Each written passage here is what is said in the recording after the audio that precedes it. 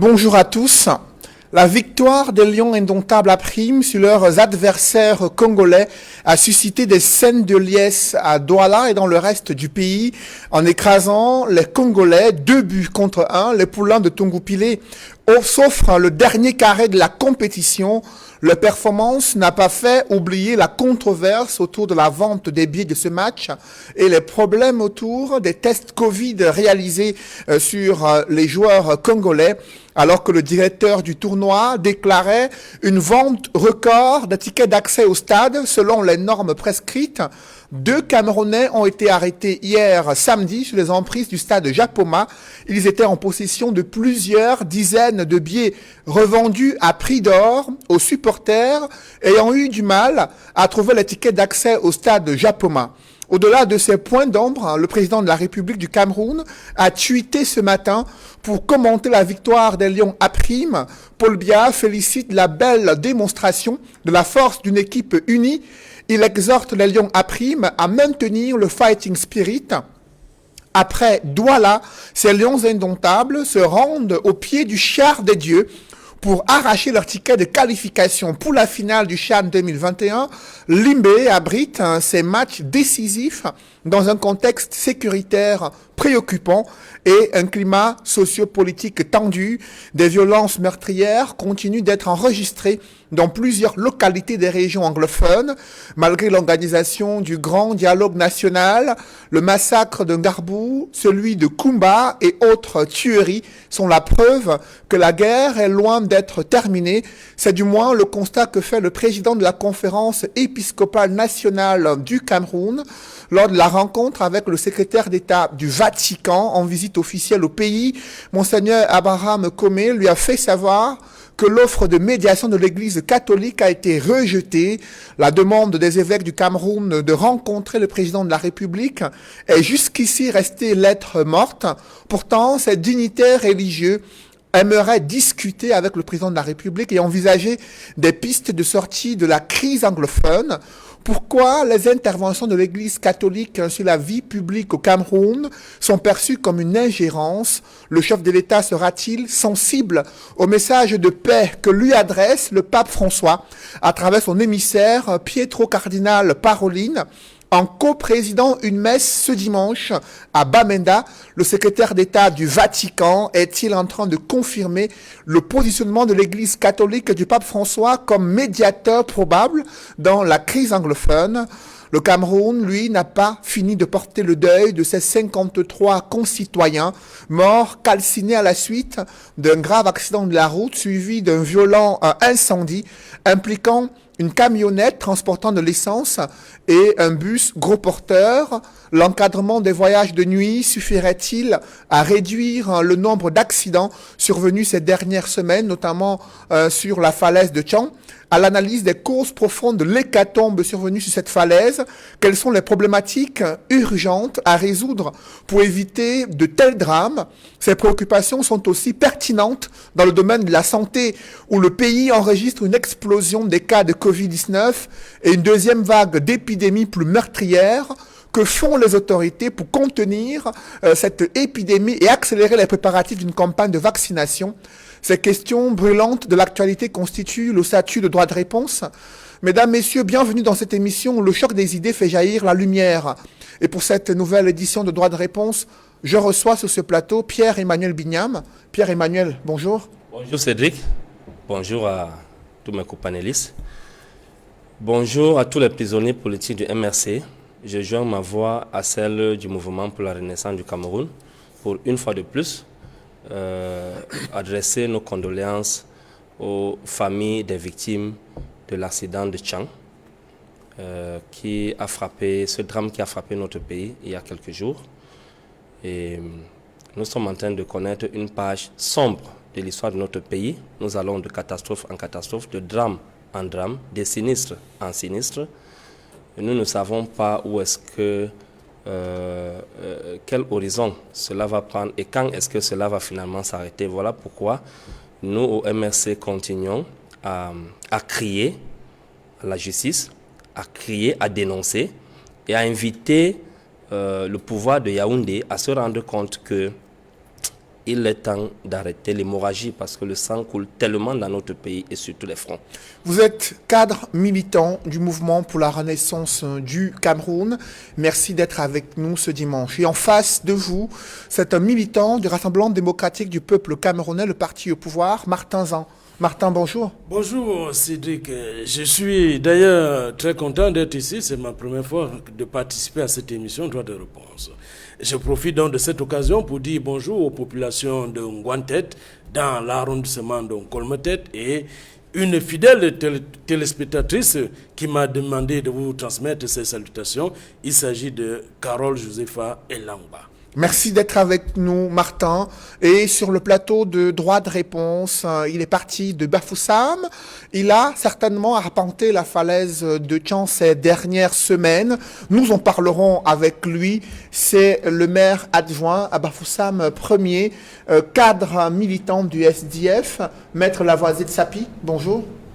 Bonjour Cédric, bonjour aux companélistes. Je voudrais dire un bonjour spécial à deux chefs de l'Ouest. D'abord, Sa Majesté Fouamene Ngano Pascal, qui est le chef supérieur Balessin. C'est mon village. Mais très spécialement, je voudrais adresser un bonjour à Sa Majesté Sokoudjou, Jean Rameau. Sokoudjou Jean Rameau, roi de Bamenjou, qui est l'un des derniers monarques qui se bat pour que la chefferie traditionnelle à l'Ouest garde ses lettres de noblesse, qui se bat pour que la chefferie traditionnelle Bamléké soit ce qu'elle a toujours été, c'est-à-dire une chefferie noble qui encadre les populations. Je voudrais enfin dire bonjour à mes camarades qui sont à ce moment réunis au comité exécutif régional du SDF à l'Ouest. Je souhaite qu'ils prennent les résolutions qui vont permettre au SDF de l'Ouest de renaître de ses cendres et de redevenir le parti porte-flambeau qu'il a toujours été. Enfin, je voudrais également m'incliner sur la mémoire de mes frères qui sont décédés sur la falaise de Foreké. C'est un incident regrettable qui aurait pu être évité, nous en reparlerons. Mais nous voulons prier Dieu que leurs âmes reposent en paix. Après vous, sur le plateau de droit de réponse, il est éditorialiste au quotidien La Nouvelle Expression, consultant sur droit de réponse, Edmond Kamdia. Bonjour Edmond. Bonjour Cédric Loufélé, je salue les copanélistes. Je salue tous les millions de téléspectateurs fidèles de cette émission en renouvelant mes amitiés, ma sincère affection. Et j'ai une pensée pour tous nos frères et sœurs de la diaspora qui vivent des moments difficiles en ce moment, notamment ceux d'Europe, à cause des mesures qui visent à reconfiner davantage encore dans certains pays, dont la France.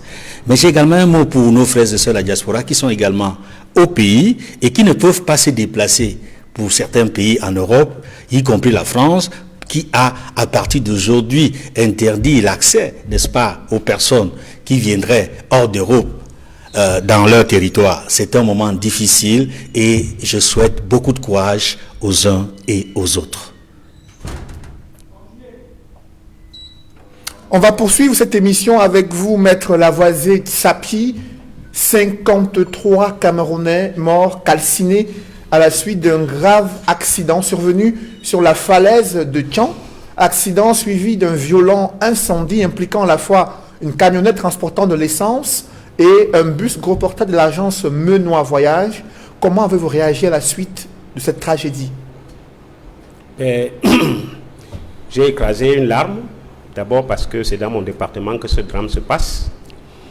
Et puis, je voudrais dire que le drame de la falaise de Foreké, parce que cette falaise se trouve dans le groupement Foreké à Tchan, ce drame n'est pas le tout premier drame dans cette falaise. Il vous souvient qu'en 2018, il y a eu un drame dans cette même falaise où on a enregistré 32 morts.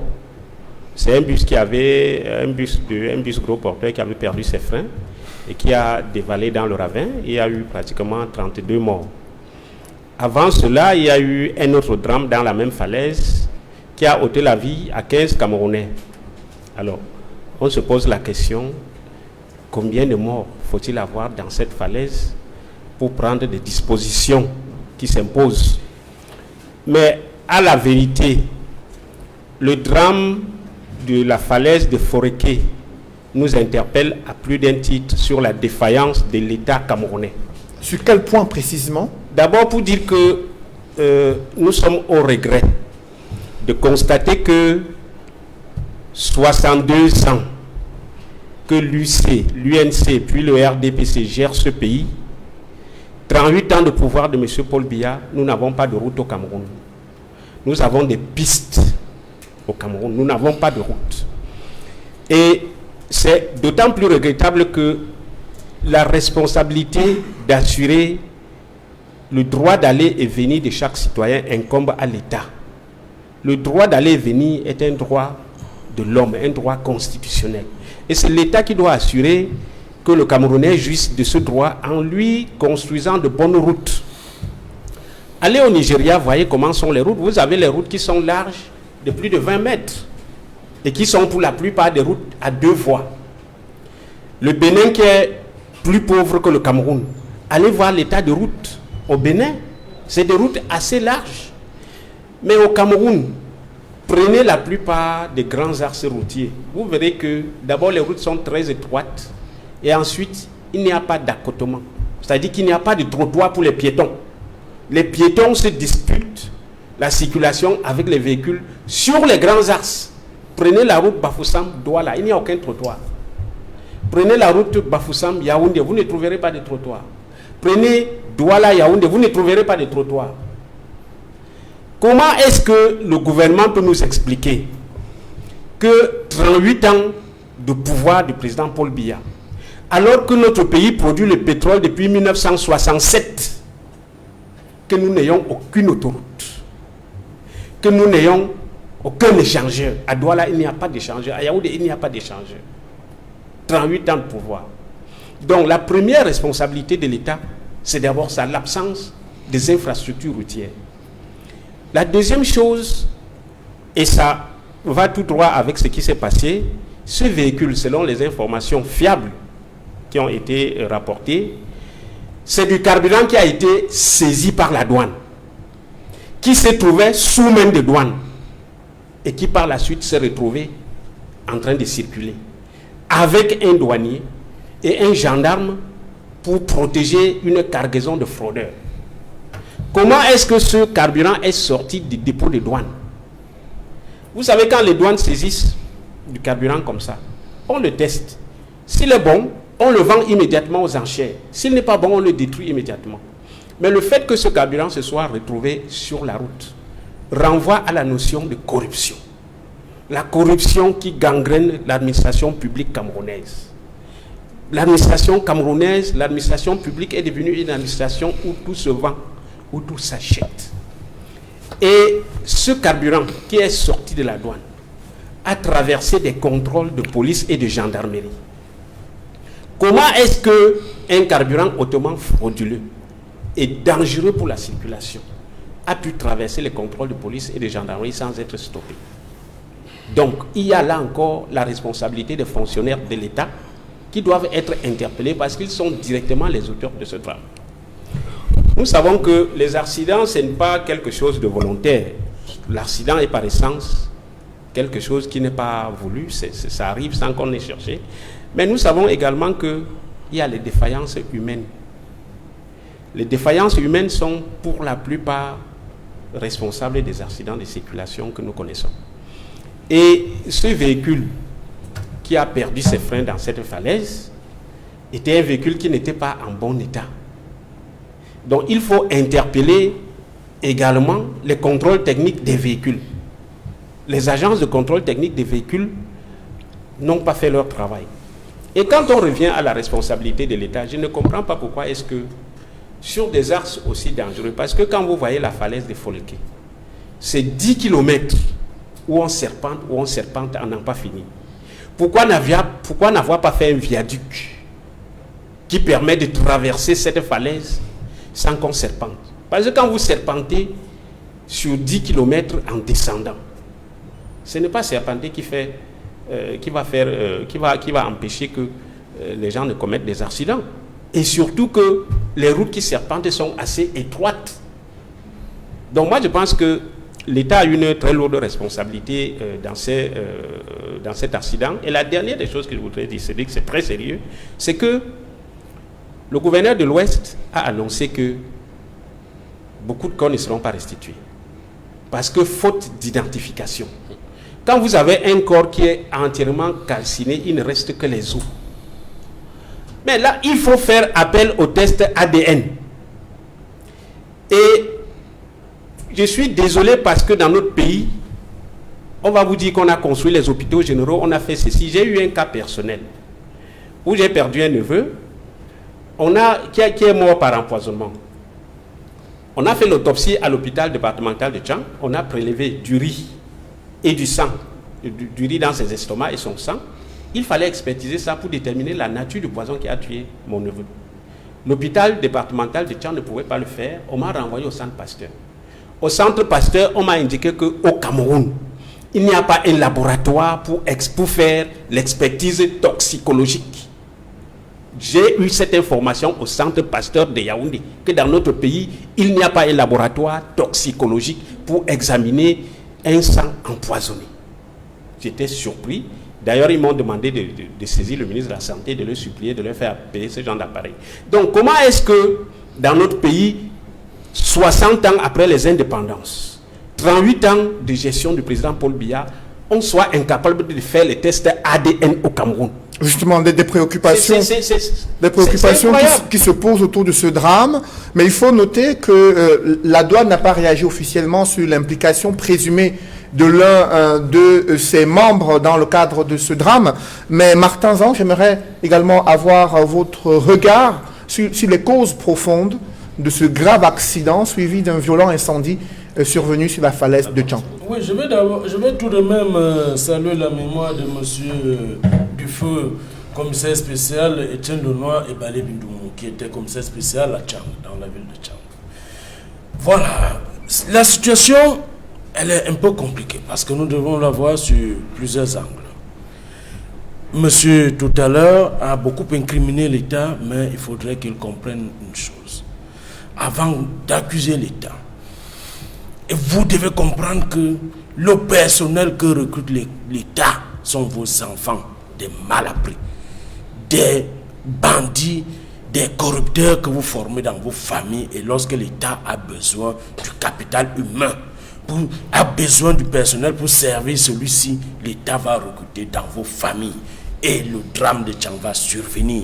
L'État recrute au sein des écoles. Lorsque l'État lance un concours, c'est pour le peuple camerounais. Ce sont ces enfants qui sont formés dans des familles. Ils sont formés pour voler, pour corrompre. C'est comme pour dire, ce sont des malappris et qui entrent à la fonction publique et se retrouvent là et gangrènent la situation. Le chef de l'État est clair. À chaque adresse du chef de l'État, il dit, je lutte contre la corruption et les prévaricateurs. Il le dit à chaque adresse à la nation. Pour ce qui est arrivé à Tchang, nous devons d'abord voir qu'est-ce que le carburant fait entre les mains en même temps du douanier et du gendarme. C'est une situation que l'on doit condamner parce qu'il faudrait qu'on nous dise à qui la compétence, aux douaniers ou aux gendarmes. Alors, il se retrouve dans un véhicule en train de conduire ce carburant nuitamment.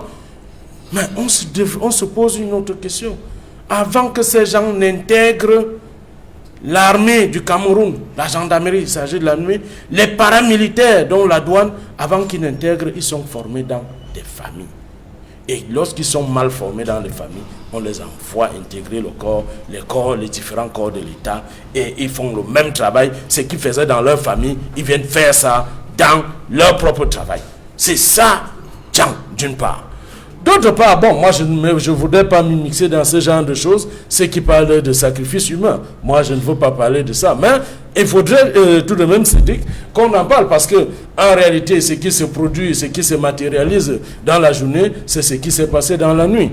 Donc, d'autre part, de sacrifice humain, je ne voudrais pas... Non, restons sur des faits rationnels qui peuvent permettre de comprendre les problèmes liés, les origines de ce type d'accident. Vous avez insisté sur la camionnette transportant de l'essence. Et le problème qui se pose également, qui a été évoqué ici par Maître Tsapi, c'est la qualité des infrastructures routières qui sont des pistes essentiellement construites au Cameroun et qui exposent à un risque élevé d'accidents sur nos routes. M. Tchapi ne comprend pas, il devrait lire la nomenclature routière du Cameroun. Les routes, n'est-ce pas, régionales, les routes départementales et les routes pour desservir les arrondissements. L'État fait beaucoup. Et lorsque vous accusez seulement l'État, vous ne voyez pas que vous ne payez pas les impôts. Vous croyez que l'État prend cet argent pour construire les routes? Lorsque vous ne payez pas vos impôts, on veut élargir l'assiette fiscale. Tout le monde crie. Et lorsque vous criez, vous croyez que l'État prend l'argent où? L'État a une planche à biais pour fabriquer de l'argent toutes les nuits et venir engager les travaux dans la journée. Cela ne se peut pas. Payons donc nos impôts. Si toutes les sociétés qui sont, n'est-ce pas, cachées dans des quartiers et autres, et ceux qui font, n'est-ce pas, des manigances pour ne pas payer les impôts, et lorsque ceux-ci sont redressés, il faut encore des manigances de corruption. Voilà les chantiers que le chef d'État, sur lesquels le chef d'État a décidé de mener sa lutte, de mener, n'est-ce pas, le combat, à savoir la corruption et les prévarications. Il faudrait qu'on paye nos impôts parce que c'est avec l'argent des impôts qu'on construit les routes. Et si la falaise de Tchang est à ce niveau, la même falaise au niveau de Maroua avait été agrandie. Nous devons donc être patients. Voilà un problème qui s'est posé. Le chef de l'État donnera encore des instructions. Ou alors le ministre Nganou Djoumessi, qui est ministre des Travaux publics, prendra, n'est-ce pas, ses responsabilités et va, n'est-ce pas, engager la responsabilité de l'État afin d'agrandir, n'est-ce pas, cette voie sur la falaise. Après vous, Martin, j'aimerais avoir la réaction de Pierre-Emmanuel. Est-ce que ce problème d'infrastructure routière lié à l'incivisme fiscal qui serait à l'origine du manque de moyens financiers pour lancer les grands travaux routiers au Cameroun? Quel regard portez-vous sur les causes profondes de ce grave accident? Bon, Cédric, je ne sais pas en réalité de quoi M. Zang parlait. Lui seul se reconnaît dans son registre. Parce que l'État n'a même jamais dit qu'il manque l'argent pour construire des routes. D'ailleurs que nous sommes dans le mandat des grandes opportunités et étant sorti du mandat des grandes réalisations. Donc on est passé de l'étape des grandes réalisations aux grandes opportunités aujourd'hui. Alors son président national du parti, le président Paul Biya, a rassuré les Camerounais lors de son élection de 2011 qu'il va réaliser des grands travaux, parmi lesquels il a annoncé ses réseaux routiers. Alors, on a lancé le chantier de l'autoroute Douala-Yaoundé depuis 6 ans aujourd'hui, bientôt 7 ans, en 2014. Et 7 ans après, on a 40 km. Ça veut dire qu'on fait en moyenne 8 à 9 km par an. Et donc, pour finir cette autoroute, je pense qu'en l'état actuel, il finira après 2035. Donc, comme pour dire que je suis d'accord avec Maître Tchapi qu'il se pose un problème criard des infrastructures routières au Cameroun. Les axes routiers principaux ou les axes nationaux, comme celui de Douala, Bafoussam, Douala Yaoundé, Bafoussam, Douala Bafoussam passant par Tchang ou bien passant Tchou ou bien directement par Bafang. Tout le monde connaît l'état dans lequel cette route se trouve aujourd'hui. Le gouverneur passe par cette route, les ministres passent par cette route, le ministre actuel, Nganou Djoumessi des Travaux publics, lui-même passe par cette route. Le président Paul Biya lui-même a eu à passer par cette route. Le premier ministre actuel passe par cette route. Et personne au Cameroun ne peut dire qu'il ne connaît pas le mauvais état de nos axes principaux. Alors, les questions qu'on se pose sont celles à savoir, est-ce que la situation actuelle arrange l'état du Cameroun ou est-ce que l'état du Cameroun se préoccupe vraiment de ce qu'il faut améliorer nos infrastructures routières pour sauver des vies? Parce que je le disais tantôt, le Cameroun est engagé dans plusieurs fronts. Quand on fait le rapport de morts qu'il y a sur les axes routiers du Cameroun depuis 1982 que le président Paul Biya a cédé au pouvoir, je vous assure que si on fait cet audit-là avec un cabinet ou des cabinets indépendants, pas des cabinets corrompus de l'État du Cameroun, on verra que le nombre de décès qu'il y a là-bas dépasse ce que nous avons enregistré dans les guerres que nous connaissons actuellement, que ce soit la guerre du Boko Haram ou la crise anglophone. Donc c'est un front de guerre aussi dont le Cameroun est appelé à faire face depuis des années aujourd'hui. On ne peut pas savoir que les mêmes pays qui économiquement ont le même revenu au niveau économique ou le même classement que le Cameroun, en l'occurrence le Sénégal. Moi j'étais à Dakar, j'ai été dans la région de Thiès, j'ai fréquenté beaucoup de ces villes de l'Afrique de l'Ouest, j'ai été à Abidjan et j'ai été au Togo, sans compter des pays de l'Afrique centrale qui sont proches de nous. Je parle du Gabon à côté, je parle de la Guinée équatoriale, ont des meilleurs réseaux routiers que le Cameroun. Dans ces pays, il y a des autoroutes, il y a des routes de près de 20 à 25 mètres de largeur par voie, avec des passages piétons écloutés et avec un système de signalisation qui est nickel. Je ne parle pas du Nigeria, on dira que c'est la première puissance économique d'Afrique. Je parle des pays qui ont le même niveau de revenus économiquement que le Cameroun et ceux dont le Cameroun est même devant. Donc, il y a un problème de manque de volonté politique de résoudre ce problème. Pire encore, l'une des choses qui nous amène à nous indigner sur la situation, le drame de Tchang, vous avez vu les Lions indomptables après jouer hier. On n'a pas observé ce que tout le monde attendait. Dans d'autres pays, les joueurs devaient porter le noir. J'ai dit le noir. Un bandeau noir sur leur maillot, sur leur bras, au-dessus des maillots, pour marquer leur solidarité à tous ceux qui ont perdu la vie à Tchang. 53 personnes, selon les rapports d'avant-hier et d'hier, il y a d'autres décès qui sont en train de s'ajouter parmi les personnes qui sont internées à l'hôpital. Donc ils approchent déjà 60. Et l'État du Cameroun lui-même devait intervenir au premier chef pour pousser la CAF et la FIFA à observer des minutes de silence pour les matchs qui ont suivi cet événement-là, ce drame-là. Mais qu'est-ce qu'on observe? Il n'y a rien eu de cela. Ça veut dire que, est-ce qu'au Cameroun aujourd'hui, on a banalisé la vie humaine au point où nous perdons 53 de nos compatriotes de façon tragique, sans que cela ne fasse l'objet d'une indignation collective nationale, qui va même attirer une indignation internationale. Parce que c'est nous qui donnons le ton.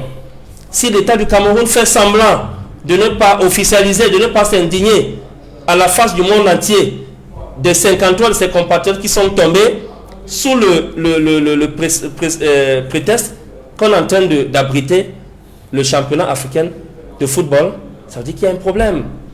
Est-ce qu'on est obligé d'étouffer les problèmes, les souffrances que nous subissons en interne pour avoir un meilleur visage à l'international? Je pense que non.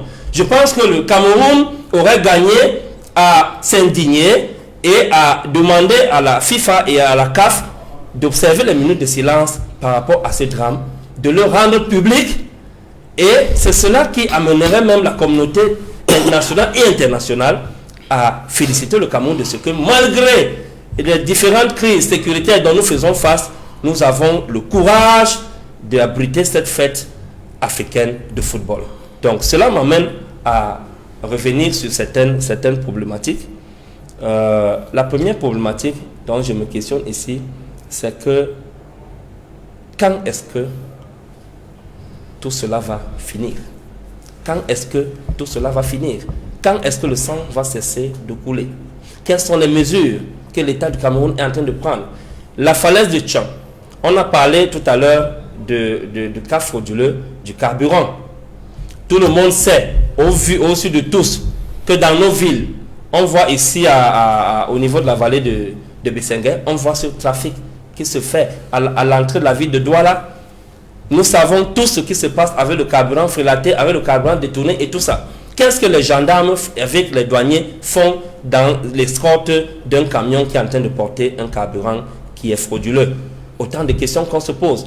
L'État du Cameroun a installé un système de corruption aujourd'hui qui est en train de détruire notre tissu social. Et lorsque monsieur Zan parle du tissu familial, j'ai envie de rire.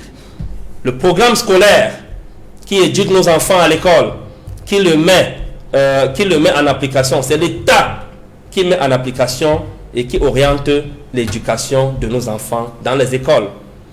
Lorsque nous voyons à la télévision nationale, nous voyons l'État du Cameroun qui ment pour légitimer une élection avec les faux Transparency International. Il passe sur la télévision nationale pour laquelle on prélève les impôts des Camerounais et des taxes. Et sans que des jours plus tard, cette même télévision nationale, à travers l'État, ne fasse une communication pour démentir cela. Nos petits-enfants, dont vous accusez que ce sont les familles qui éduquent mal les enfants voient comment l'État ment. Les enfants voient comment les dirigeants de ce pays mentent. Les enfants voient comment les promesses faites par l'État, par le président Paul Biya depuis 38 ans, ne s'accomplissent jamais. Les enfants voient les glissements des cannes.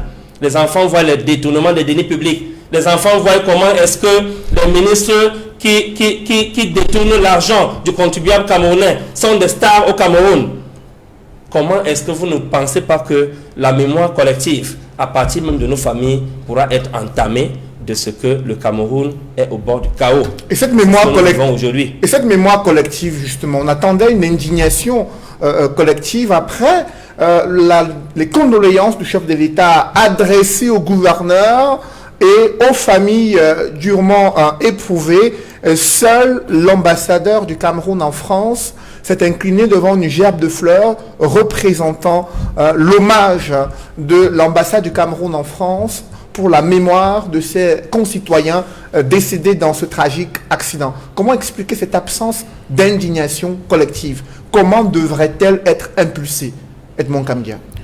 Cédric Noufélé, vous savez, le Cameroun depuis quelques années, enfin depuis plusieurs dizaines d'années, j'allais dire depuis la cession de Paul Biya au pouvoir, est un Cameroun différent de ce que on a connu dans le passé.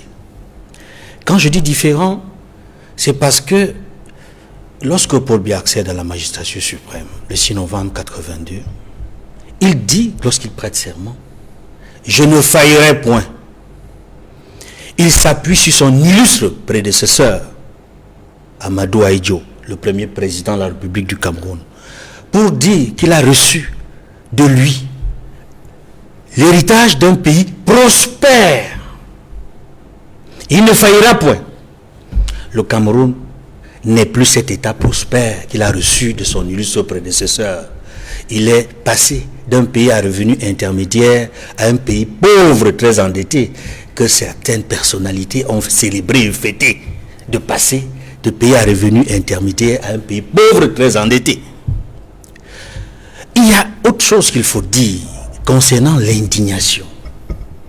Nous avons constaté que le gouvernement qui devait, après les populations, le peuple, qui a toujours été prompt à montrer sa solidarité, à exprimer son indignation lorsque survient des moments difficiles, des moments graves.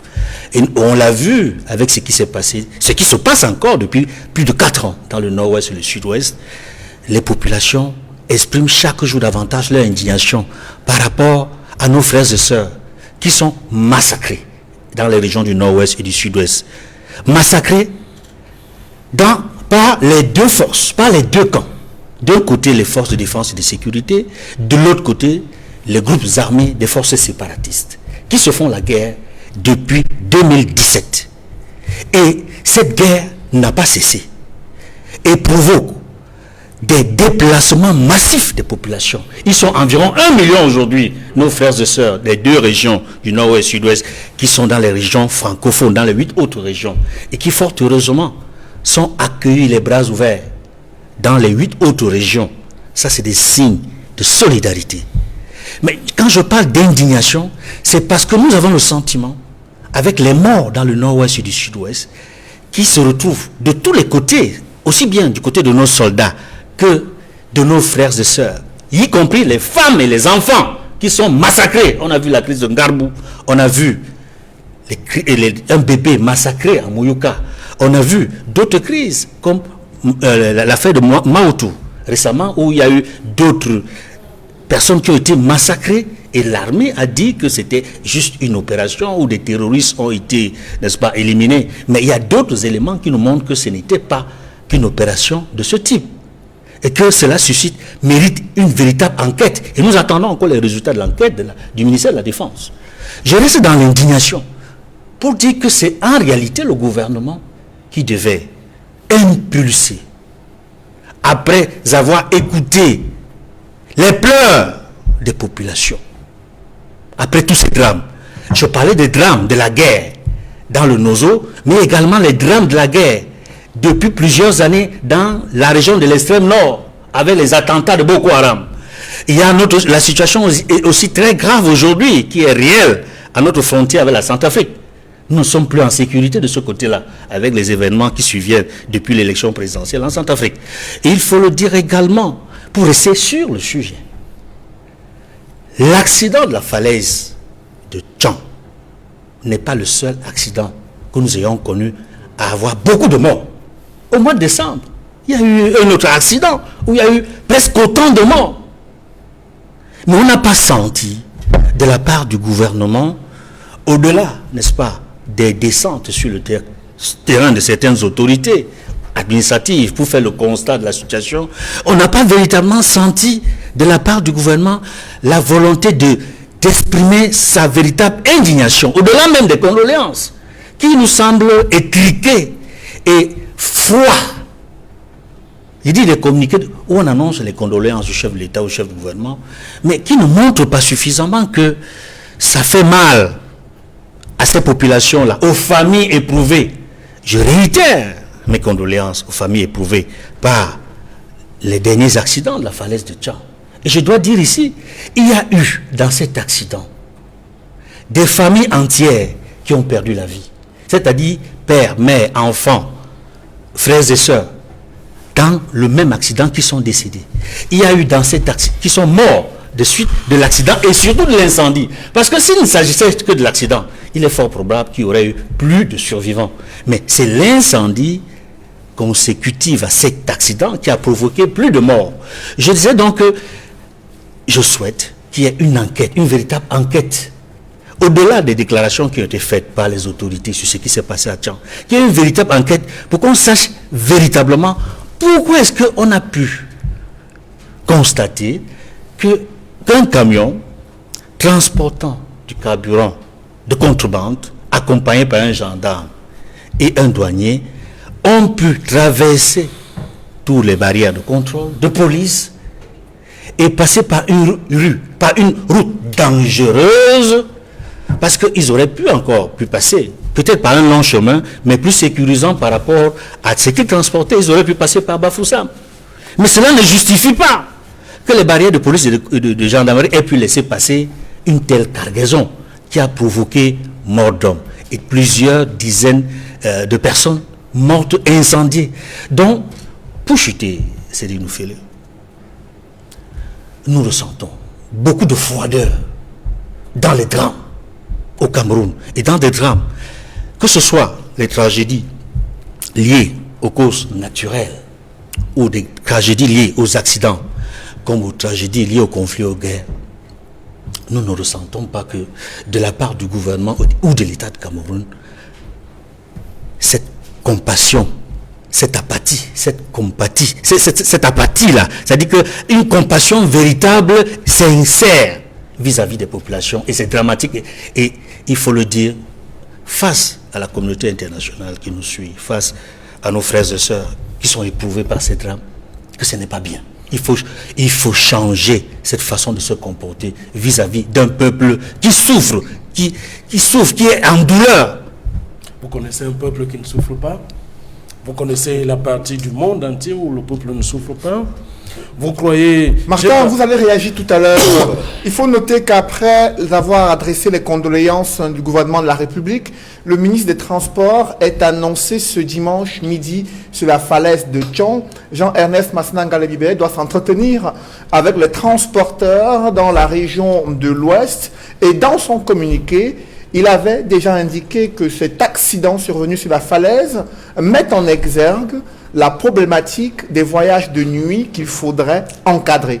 Que pensez-vous de cette position du ministre des Transports, Maître Lavoisier de Sapi? Je pense que le ministre des Transports se trompe de cause de décès, des causes d'accidents dans nos villes, sur les routes de notre pays. On ne peut pas, un ministre de la République ne peut pas prendre sur lui la responsabilité de restreindre la circulation des personnes, laquelle circulation est réglementée par une loi.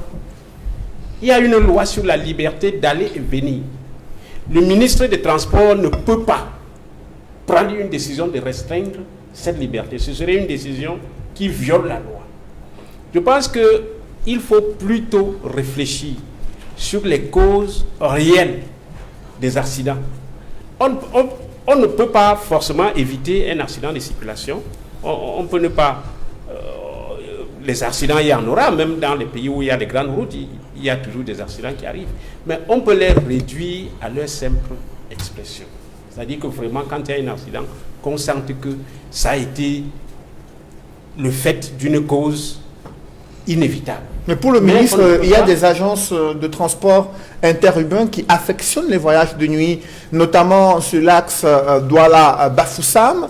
Et pour lui, il y a nécessité d'encadrer, de réglementer pour éviter que de tels drames ne se produisent à l'avenir. Pensez-vous que c'est une stratégie qui pourrait s'avérer payante si elle est mise en œuvre? Non, pas du tout. Il n'y a pas que les cas de transport qui circulent la nuit. Il y a des cas de marchandises qui circulent la nuit. S'il faut interrompre la circulation de nuit, il faut l'interrompre pour tout le monde. Pourquoi viser seulement les agences de voyage? Et ensuite, on a vu que par le passé, il y a des agences qui ont connu des accidents de nuit.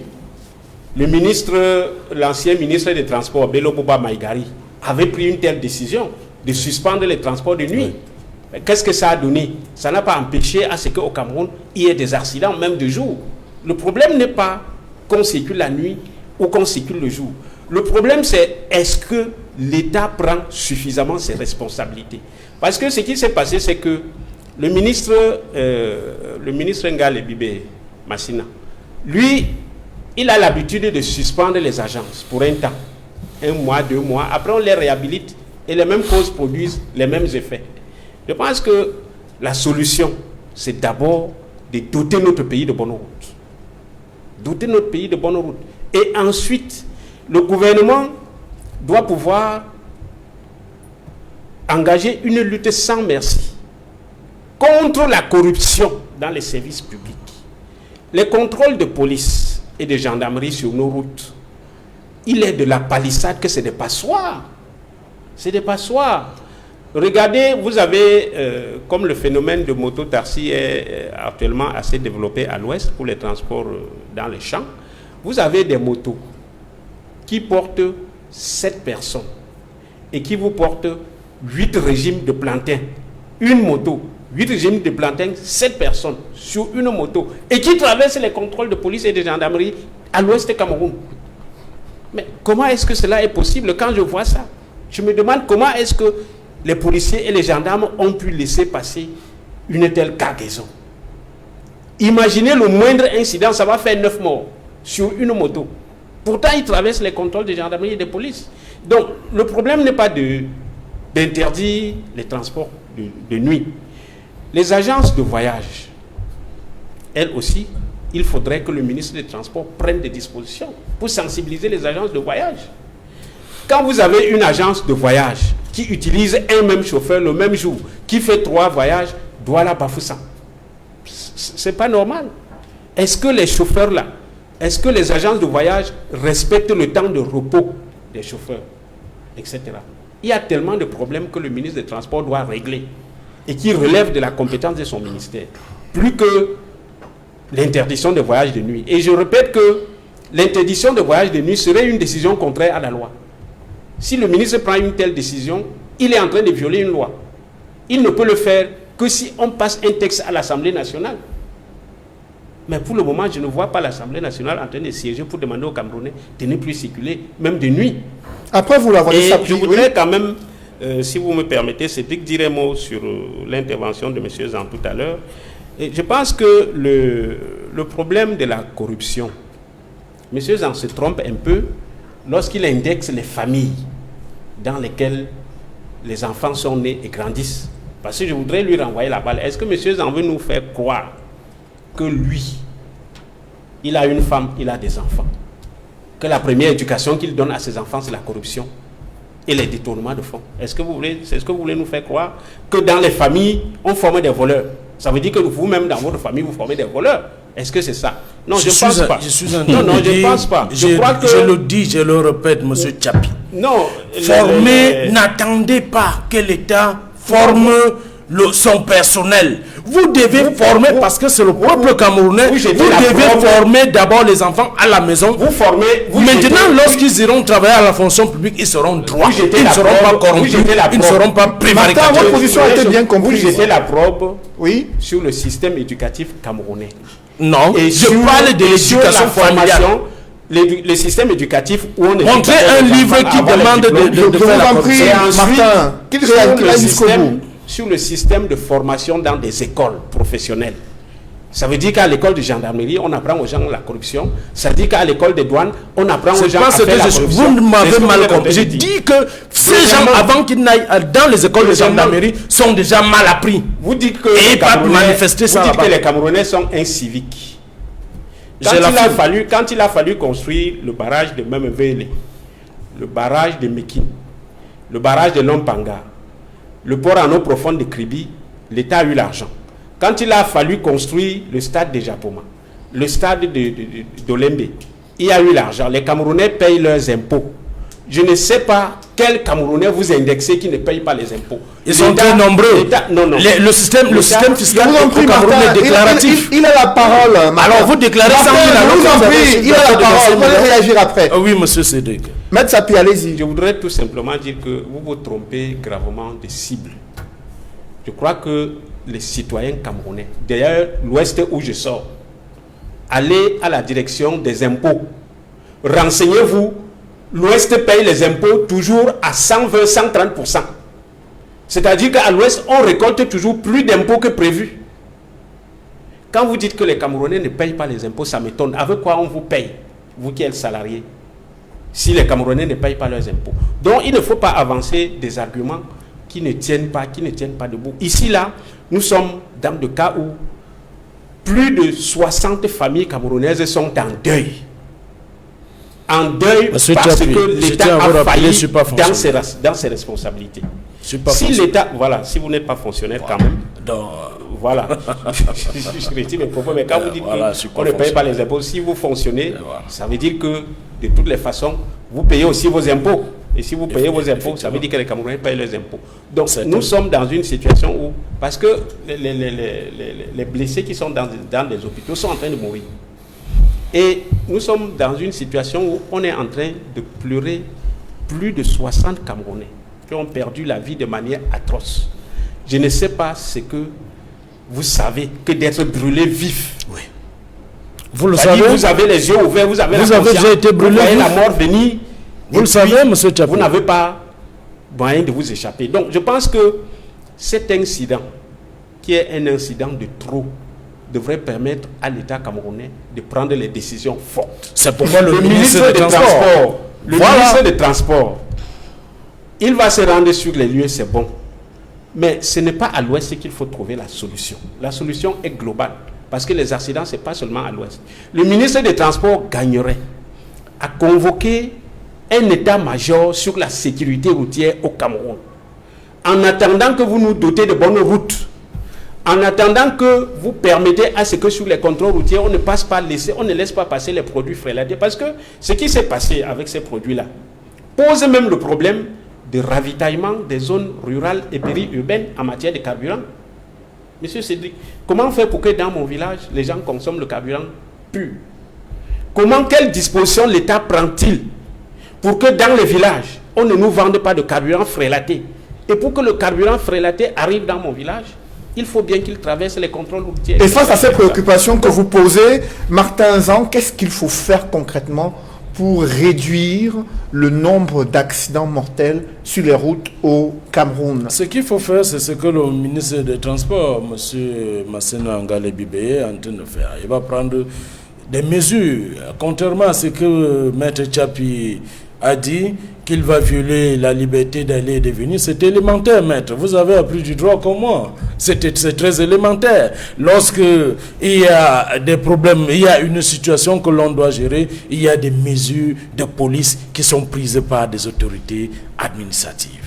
C'est élémentaire. Lorsque vous venez devant les plateaux de télévision, vous racontez des choses qui ne tiennent pas. Vous dites qu'il faut un texte de loi. Quel texte de loi? Tous les textes ont été... On voit ça en droit administratif. On voit ça dans l'unité de valeur appelée liberté publique. C'est élémentaire. Lorsque je vois M. Tchapi qui sort de son SDF, d'abord, le SDF, il faut savoir que John Frundi, c'est le fils de Paul Biya. Il a d'abord été dans le RDPC. Il faut savoir que le professeur Kamto, c'est le fils de Paul Biya. Il a été dans le RDPC.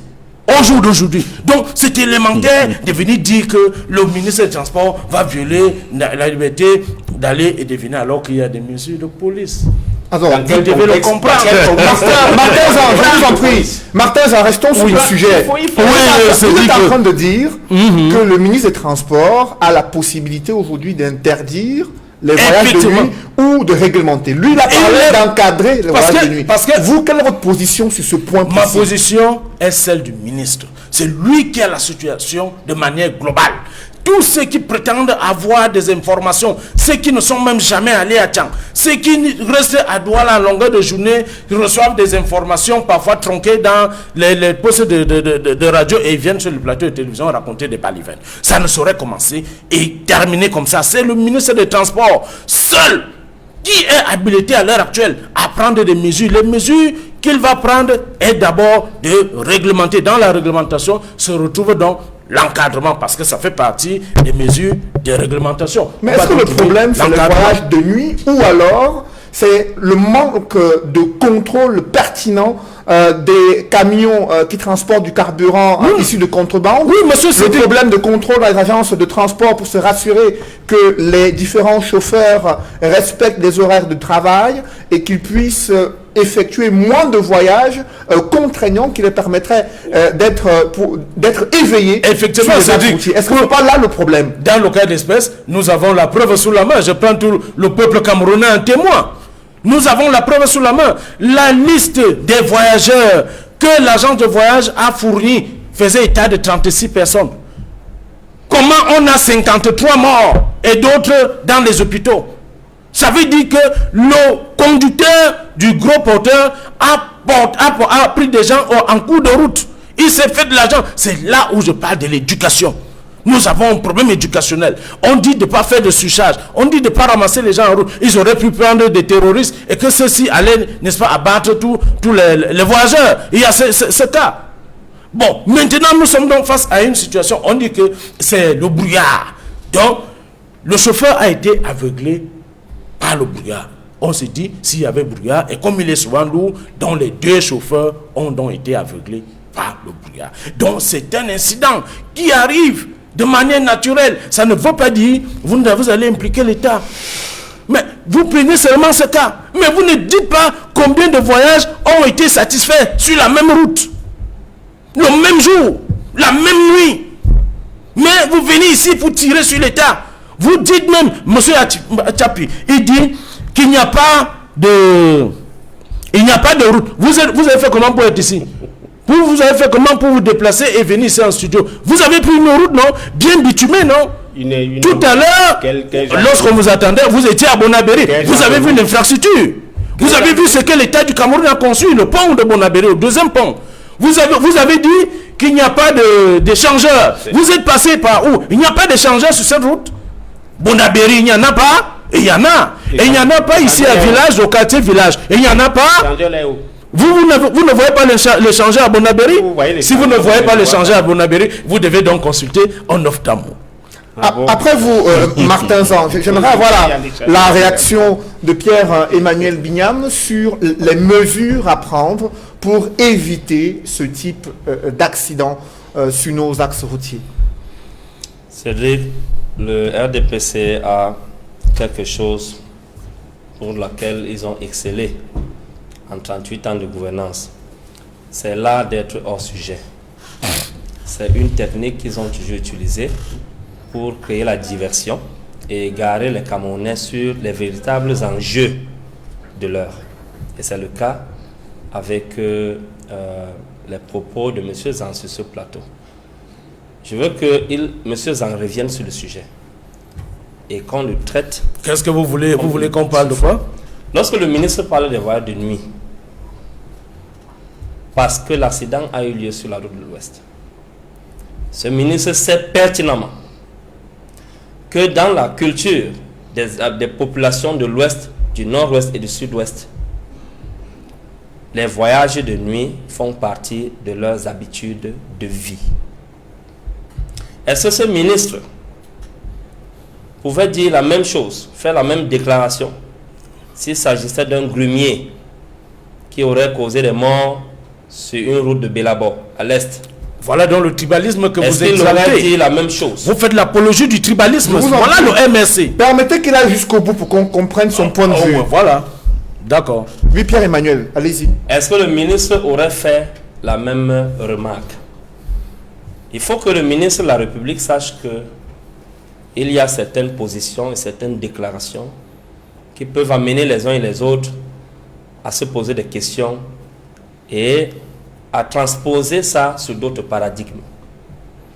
Il est très tôt pour M. Ngale Bibé aujourd'hui de faire un diagnostic qui soit objectif de la situation. D'où je suis d'accord avec l'idée de M. Edmond Kamgia qu'il faut impérativement une enquête indépendante qui va définir les causes profondes non seulement de ce drame de la phase de Tchang, mais qui va s'élargir sur tous les cas d'accident que nous avons enregistrés, au moins sur les 10 dernières années au Cameroun, et que ce rapport soit rendu public au peuple camerounais. Maintenant, M. Zan doit savoir que l'État est le régulateur de l'activité économique. Si nous avons dans nos agences des gens qui ne respectent pas la loi, on se pose la question à savoir quel est le cahier de charge que l'État donne aux agences de transport lorsqu'elles s'ouvrent.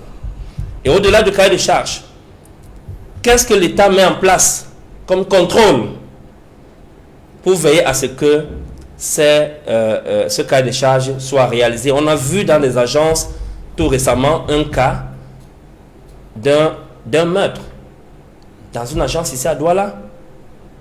Et en pleine ville de Douala, on a vu comment les agents d'une agence et tous ceux qui sont là sous forme de chargeurs se sont jetés sur un élément des forces de l'ordre et ils l'ont tué. Alors, qu'est-ce que l'État fait objectivement pour réguler le transport au Cameroun? Qu'est-ce que l'État fait? L'épineux problème de surcharge, qu'est-ce que l'État fait? On voit des petits passe-passe qu'ils font lorsqu'une agence est l'objet d'un accident comme celui-là, on la ferme 3 mois après, elle ouvre ou elle ouvre à nouveau sous un autre nom d'une autre société créée, et celle qui était avant est liquidée. Qu'est-ce que l'État est en train de faire dans le fond? Dans le fond, l'État est en train de survoler sur ce problème qui est en train de décimer la population camerounaise. Tout à l'heure, Edmond Kamgia a précisé que des familles entières perdent leur vie sur les axes routiers du Cameroun. Madame Foning, qui était une grande dame, une grande femme politique dans ce pays, elle a perdu sa vie. Les maîtres, les professeurs Nlep sont décédés des suites d'accidents dans ce pays. S'ils ont des mauvais chauffeurs, si les chauffeurs font des erreurs, si les chauffeurs dorment, si les chauffeurs prennent de la bière, prennent de l'alcool avant de venir conduire et vont tuer les gens, vous venez indexer l'État, c'est ça le MRC. Je vous en prie, depuis que vous avez pris la parole, vous avez d'abord fait l'apologie du tribalisme.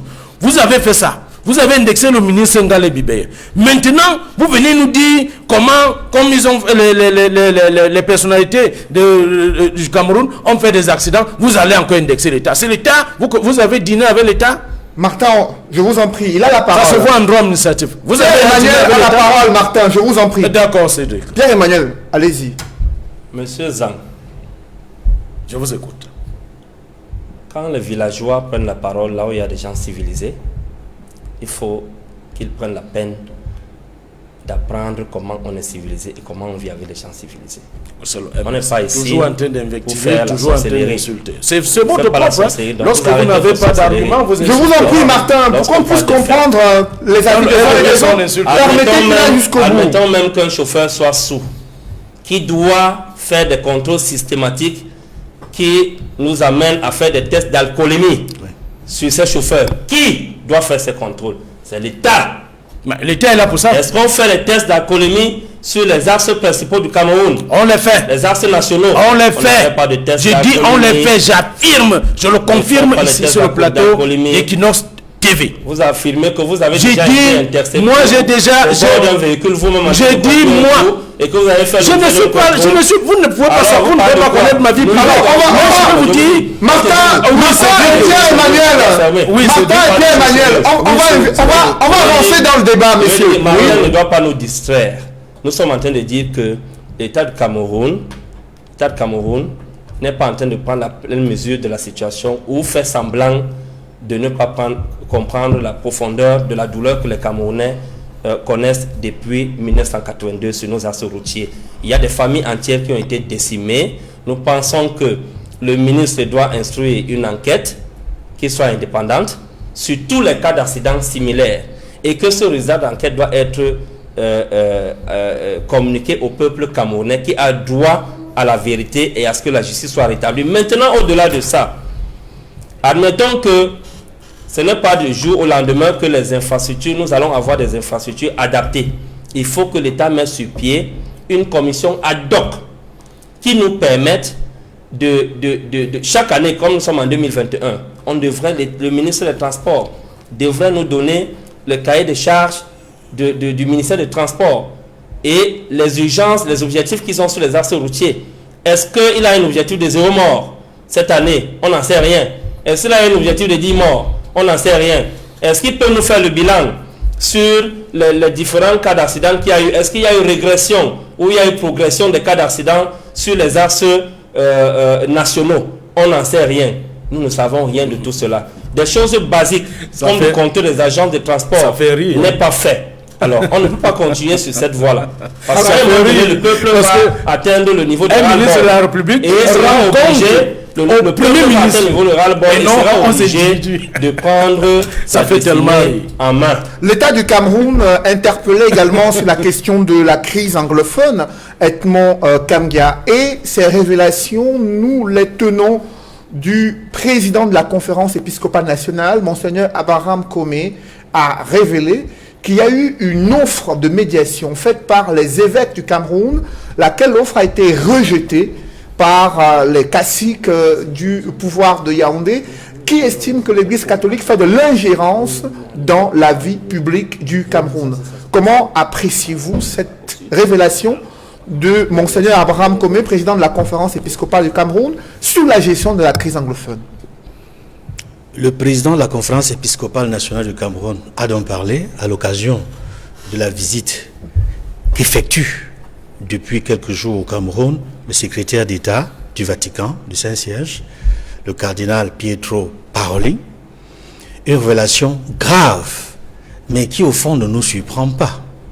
Révélation grave parce que les évêques du Cameroun, on l'a vu depuis plusieurs années, depuis le déclenchement de la crise anglophone, que ce soit les évêques de la province ecclésiastique de Bamenda, c'est-à-dire les évêques des diocèses des deux régions, nord-ouest et sud-ouest, que ce soit la conférence épiscopale nationale en tant qu'entité, institution, que ce soit les initiatives individuelles des laïcs et des prêtres et des évêques concernant la crise anglophone, il y a eu ce refus de la part du gouvernement de permettre que l'Église catholique joue un rôle dans le sens de la médiation. En fait, cette affirmation-là, il faut le dire, je le disais tantôt, ne surprend guère parce que de bout en bout, depuis le début de la crise, on sent que le gouvernement, c'est toujours pratiquement sous la pression, que ce soit de la société civile, que ce soit des partis politiques, que ce soit d'autres organes ou institutions nationales ou internationales, qu'ils acceptent de bien vouloir discuter, de voir s'il est possible d'avoir une concertation avec les personnes directement concernées. On se souvient d'ailleurs que avant le grand dialogue national qui a eu lieu, les pontes du régime, devant les médias d'État, et parfois, lorsque leurs collaborateurs étaient invités devant les plateaux de télévision, ils disaient toujours, on ne discute pas avec les terroristes. On ne discute pas avec des gens qui ont pris des armes. On ne discute pas avec des gens qui tuent d'autres frères. Et il y a eu le grand dialogue national où le gouvernement lui-même nous a présenté des gens présentés comme étant des ambazoniens. On leur a même donné la parole au palais des congrès, où certains avaient des petits noms, n'est-ce pas, des noms de guerre, s'affublaient même de noms de guerre, se disaient ambazoniens. Or, cette rencontre était censée mettre fin, trouver les causes et mettre fin de façon durable à la crise anglophone. Qu'est-ce qu'on a vu après la tenue du grand dialogue? Une recrudescence des actions, des mouvements, des groupes armés, des attaques sur le terrain, dans le nord-ouest comme dans le sud-ouest, qui nous a montré que ceux-là qu'on a présentés comme étant des ambazoniens à Yaoundé ne l'étaient pas vraiment, ils n'étaient pas les vrais acteurs. C'est-à-dire qu'il y a eu en réalité une grosse duperie. Et c'est très grave quand je parle de duperie. C'est pour dire, si je reviens sur le sujet de fond, que la sortie de Monseigneur Abraham Comé, c'est le reflet de toutes les actions menées par les évêques du Cameroun. C'est le reflet de tout ce que la conférence épiscopale nationale du Cameroun a fait en relation avec la crise anglophone. Et c'est une révélation qui est faite devant le numéro 2 du Vatican, qui a eu dans son programme la possibilité de rencontrer le chef de l'État. On n'en sait rien sur ce qu'ils se sont dit. On aurait aimé avoir un communiqué conjoint parce que c'est en tant que personnalité d'État que le cardinal Pietro Parolin est allé à la présence de la République. En temps normal, quand on est dans une visite comme celle-là, à la sortie de l'audience, il y a un communiqué de presse, un communiqué conjoint qui dit, voici, le représentant du CNCH a rencontré le chef de l'État, ils ont évoqué ceci, ils vont évoquer cela. Aujourd'hui, on continue d'attendre. Et cela renforce les propos de Monseigneur Abraham Comé, qu'il y a quelque part un refus de dialogue, un refus de la médiation de l'Église. Et vous savez pourquoi cela était important que l'Église s'intéressât à la question? C'est que l'Église catholique, partout où elle se trouve dans le monde, à côté de l'État, elle joue un rôle majeur.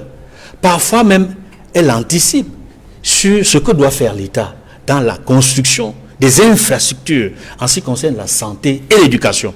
C'est un partenaire de choix pour l'État, l'Église catholique. Et dans des pays sérieux qui ont permis à l'Église catholique d'agir lorsqu'il y a une crise, on a vu immédiatement les résultats. Et il y a un exemple que j'ai toujours pris ici, c'est la Colombie.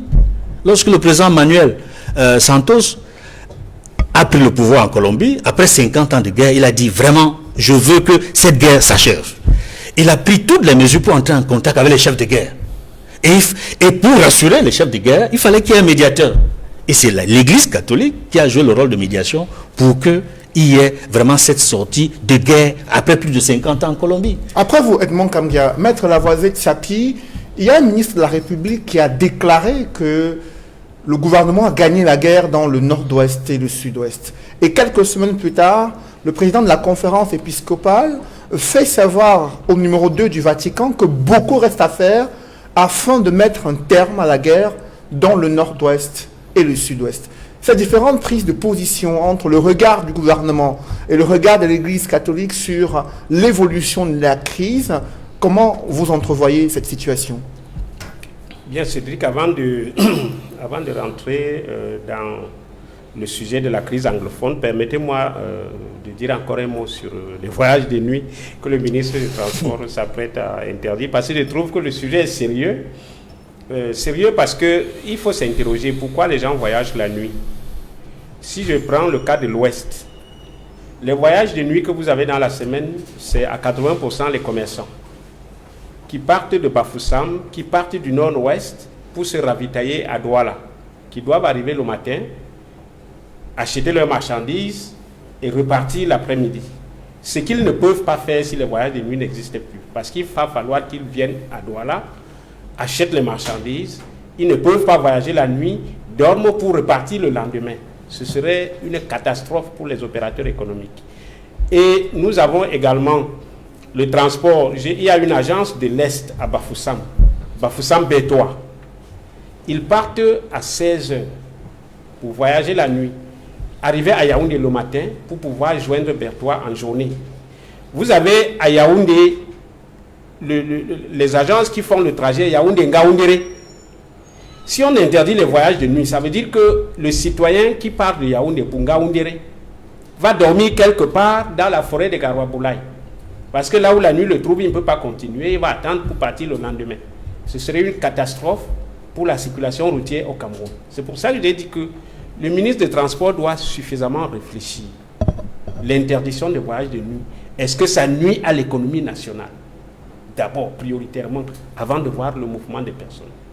Donc, je pense que c'est une décision qui est assez grave. Et il faudra suffisamment y réfléchir parce que si on interdit les voyages de nuit, est-ce que c'est seulement dans la région de l'Ouest ou alors c'est sur l'ensemble du territoire? Il faudra réfléchir. Donc, je pense que c'est une décision assez grave qu'il ne faut pas prendre à la hâte. Maintenant, s'agissant du problème du NOZO, le constat fait par le président de la conférence épiscopale, Monseigneur Abraham Comé, a d'abord fait un constat. Le constat qu'il a fait, c'est celui de l'échec de toutes les initiatives gouvernementales pour régler cette crise. Tout ont échoué.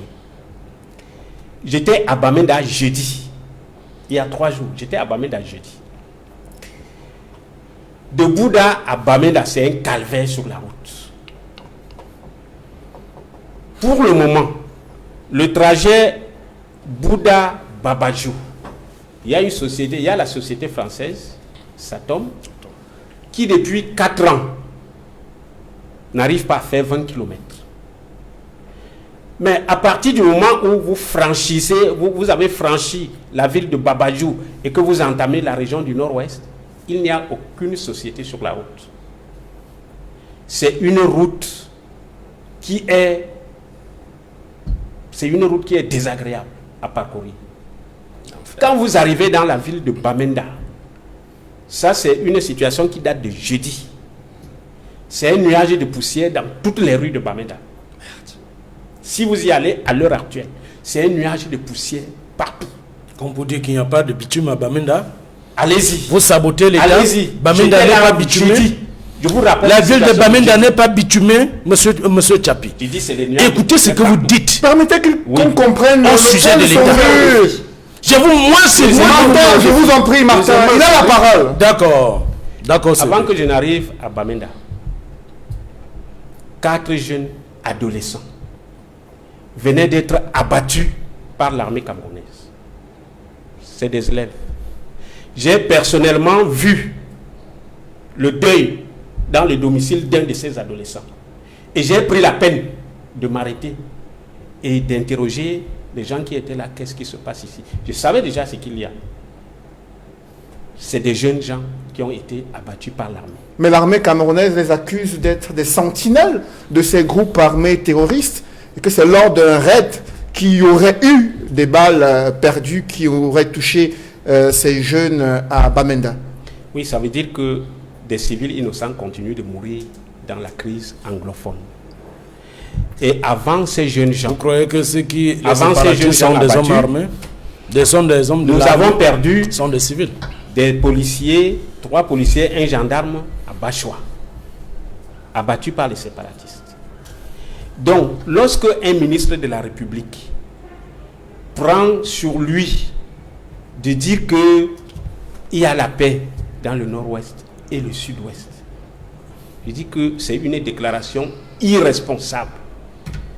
Moi, je irresponsable parce que l'Église catholique, qui fait le constat de l'échec des mesures gouvernementales, est elle-même victime des atrocités perpétrées dans les régions du sud-ouest et du nord-ouest. Parce que l'Église catholique a des écoles, voit ces écoles fermées. L'Église catholique a perdu des prêtres qui ont été assassinés. Oui. L'Église catholique a perdu des fidèles et les fidèles catholiques continuent de mourir. Donc, l'Église catholique est dans son rôle de constater que le pouvoir a échoué et de faire qu'il y ait un dialogue. Et justement, l'Église catholique, Monseigneur Abraham Comé a été très clair dans son discours. Il a dit que le grand dialogue national a été un échec parce que le grand dialogue national n'a apporté aucune solution à la crise dans le nord-ouest et le sud-ouest. Et c'est ce que le SDF clame depuis. Monseigneur Abraham Comé a indiqué aux représentants du pape qu'il faut un nouveau dialogue inclusif. Il a bien insisté, dialogue inclusif. Il faut engager un dialogue pour que les morts, que ce soit du côté des forces de sécurité et de défense ou que ce soit du côté civil, c'est des morts de trop, c'est des morts inutiles. Monsieur Zan, vous qui prétendez défendre l'État du Cameroun sur ce plateau. C'est pas le pape qui donne des injonctions au Cameroun. Le président Paul Biya a personnellement invité 2 fois le pape Jean-Paul II.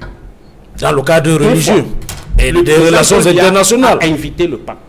Parce que c'est un le président Paul Biya a reçu de la main du pape la communion. Dans le cadre religieux. Le président Paul Biya a fait baptiser ses enfants par le pape. Toujours dans le cadre religieux. S'il vous plaît, monsieur Zan, laissez-moi parler. Oui, je vous laisse parler. Vous allez parler. Allez-y. Quand vous invitez le pape chez vous, il vous donne la communion, il fait baptiser vos enfants. Est-ce que vous êtes prêts à écouter les conseils qu'il vous donne, oui ou non? Là, il s'agit... Quand vous l'invitez, et il y a eu... Permettez qu'on comprenne, mais quand vous invitez, vous prenez la communion de la main du pape, la sainte main qui vous donne la communion. C'est vous qui appelez ça sainte. Et quand un évêque catholique meurt, comme Monseigneur Benoît Mbala, que l'État du Cameroun est incapable de dire à l'Église que voici les causes exactes de sa mort, ça pose problème. Ça veut dire que l'État du Cameroun, ou alors le président de la République, n'a aucun respect pour le pape, aucun respect pour l'Église catholique au Cameroun. Et c'est extrêmement grave. Parce que je pense que si le représentant du pape est venu, c'est d'abord avec l'accord du président de la République. Il a donné son accord pour le recevoir. Et il savait de quoi il devait discuter. Il savait l'objet de sa visite. Il est temps que Paul Biya écoute la voix du dialogue. Il est temps que le chef de l'État écoute la voix du dialogue. Parce que les anglophones, il n'y a pas d'anglophone. Il n'y a pas d'anglophone au Cameroun. Et il n'y a pas d'anglophone au Cameroun. Je vous en prie, je vous en prie. Il n'y a que les Camerounais. Je vous en prie, Martin. Les anglophones, ils ont leur particularité. Que ça vous plaise ou pas, monsieur Zan. Ils ont leur particularité. Vous êtes un peuple, vous êtes de la forêt. Moi, je suis un peuple des montagnes. Quelle particularité? Laquelle? Il y a devant les plateaux de télévision. Laquelle? Oui, la particularité, c'est laquelle? Vous reconnaissez cette particularité? Laquelle? Nous sommes Camerounais ou nous sommes Anglais? Je vous en prie, Maître Sapi et Martin. Dans le Code général des collectivités décentralisées, introduit à l'Assemblée nationale par le gouvernement, voté par l'Assemblée nationale. Pourquoi dans promulgué par le chef de l'État? Pourquoi dans ce code, il y a une spécificité pour le système éducatif et judiciaire anglo-saxon? Pourquoi? Quand vous parlez si vous dites que c'est déjà, vous ne leur reconnaissez aucune particularité, pourquoi vous faites une particularité sur leur système éducatif et leur système judiciaire qui est différent le du même système éducatif? Alors, ce statut particulier qui est attendu, Maître Sapi, oui. Je voudrais dire que la visite du représentant du pape est un grand moment dans la discussion sur la résolution de la crise anglophone. Et concernant cette discussion, pour une fois, le président Paul Biya doit écouter le langage du dialogue et engager le dialogue avec les anglophones pour régler ce problème. Justement, Martin Zan, il y a cette plainte des évêques camerounais. Pourquoi le chef de l'État n'a-t-il pas reçu la conférence épiscopale pour discuter des modalités de médiation qui pourraient être menées par l'Église catholique afin de mettre un terme à cette crise dans le nord-ouest et le sud-ouest? Pourquoi il y a cette réticence à pouvoir rencontrer ces leaders religieux pour poser ces problèmes?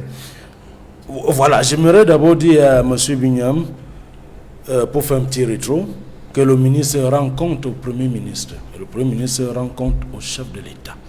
Le ministre ne rend pas compte aux individus. Et lorsque l'État veut donc communiquer avec la population, l'État a ce qu'on appelle ses canaux. Nous avons la télévision publique, la radio publique, la presse publique, la CATV et la presse publique qu'on produit à Sopé-Kama. Voilà. Et aussi, il y a l'accès aux presses privées. On donne l'accès aux presses privées. Voilà comment ça se passe. Ce n'est pas le bénitariat, ce n'est pas le haricotariat, ce n'est pas le bouillitariat. Vraiment. Il y a une procédure. L'État a une procédure. Bon, s'agissant donc du fait que le chef d'État ne reçoive pas, n'est-ce pas, la conférence épiscopale, il faudrait d'abord que l'on passe par la définition de l'État. L'État est un ensemble constitué, d'un gouvernement, 2 peuples, et 3, nous avons un territoire. 3 éléments qui constituent l'État. Et l'État camerounais est un État laïque. Vous devez bien le comprendre.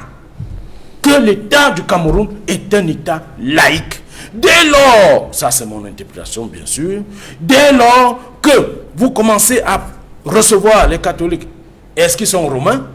Est-ce qu'ils sont apostoliques? Est-ce qu'ils sont... On va recevoir donc toutes les composantes de l'Église catholique. Je vais vous montrer comment c'est... Je vais vous dire comment c'est lourd.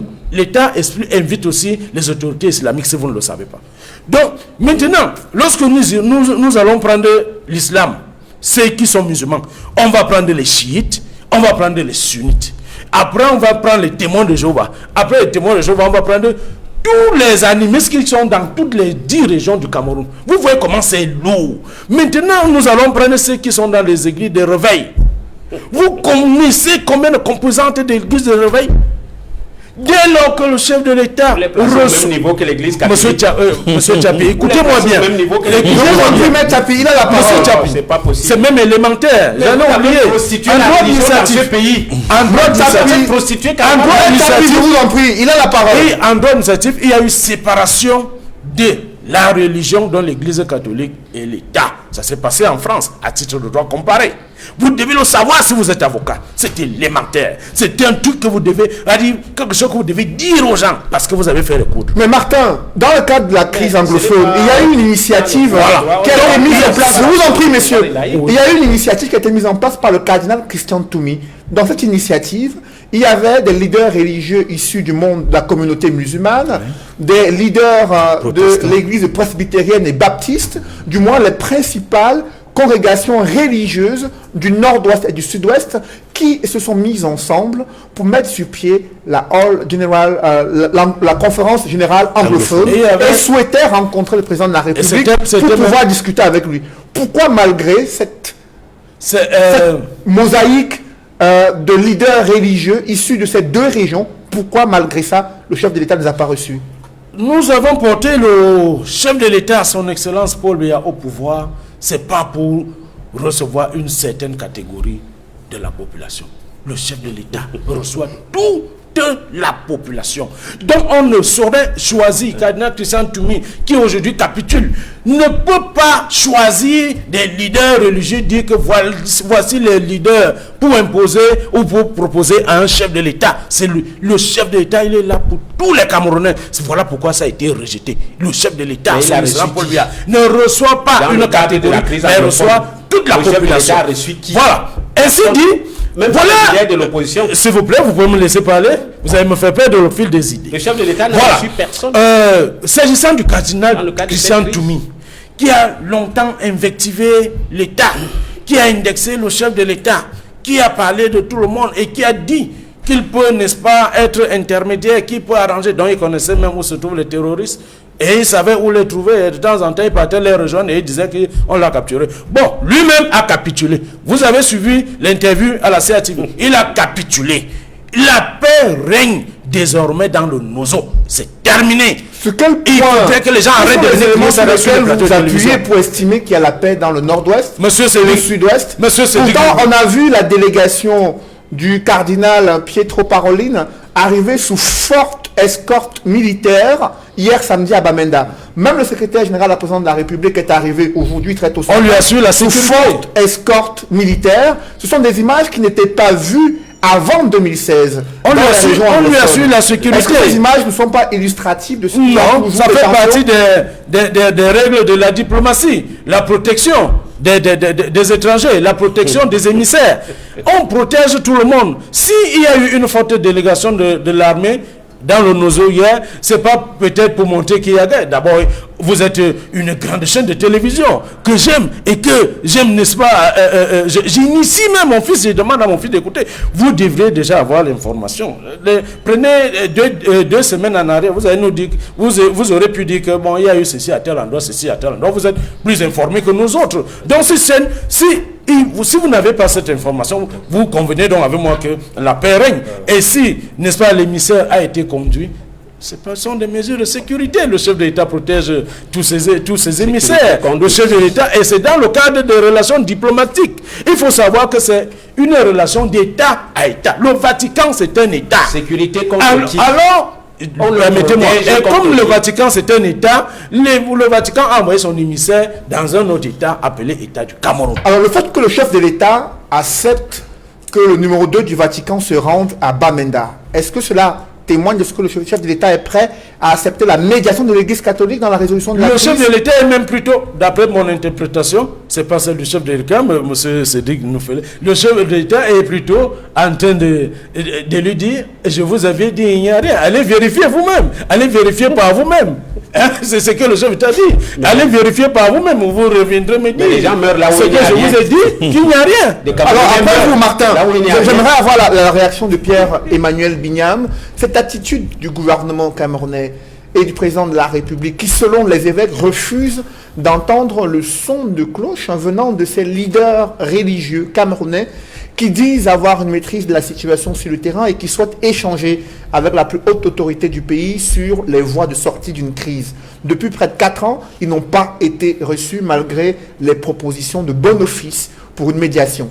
Et ce n'est que maintenant que le chef de l'État reçoit le numéro 2 du Vatican pour discuter d'un message de paix envoyé par le pape François et d'une éventualité d'une négociation sous l'égide de l'Église catholique. Comment appréciez-vous cette situation? Cédric, je suis d'abord très mal à l'aise sur ce plateau d'entendre M. Zandi que la paix règne désormais dans le nord-ouest et le sud-ouest du Cameroun. Des millions de Camerounais nous suivent en ce moment. Et la communauté internationale aussi. Au rang desquels le souverain pontife, qui, lors d'une sortie à la suite du drame de Kumba, a versé, écrasé une larme sur les enfants qui ont été sauvagement assassinés et a interpellé le gouvernement camerounais et la communauté internationale à conjuguer des efforts pour mettre un terme à cette sale guerre.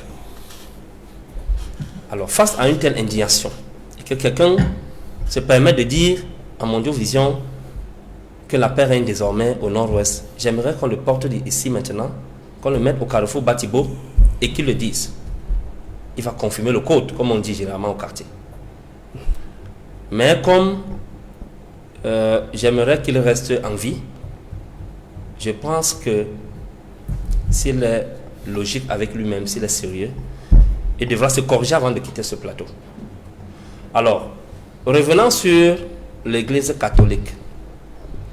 Quand vous voyez, pour ceux qui connaissent le nord-ouest et le sud-ouest, quand vous arrivez à Sichon, par exemple, vous voyez l'infrastructure de santé, l'hôpital que l'Église catholique a construit là-bas.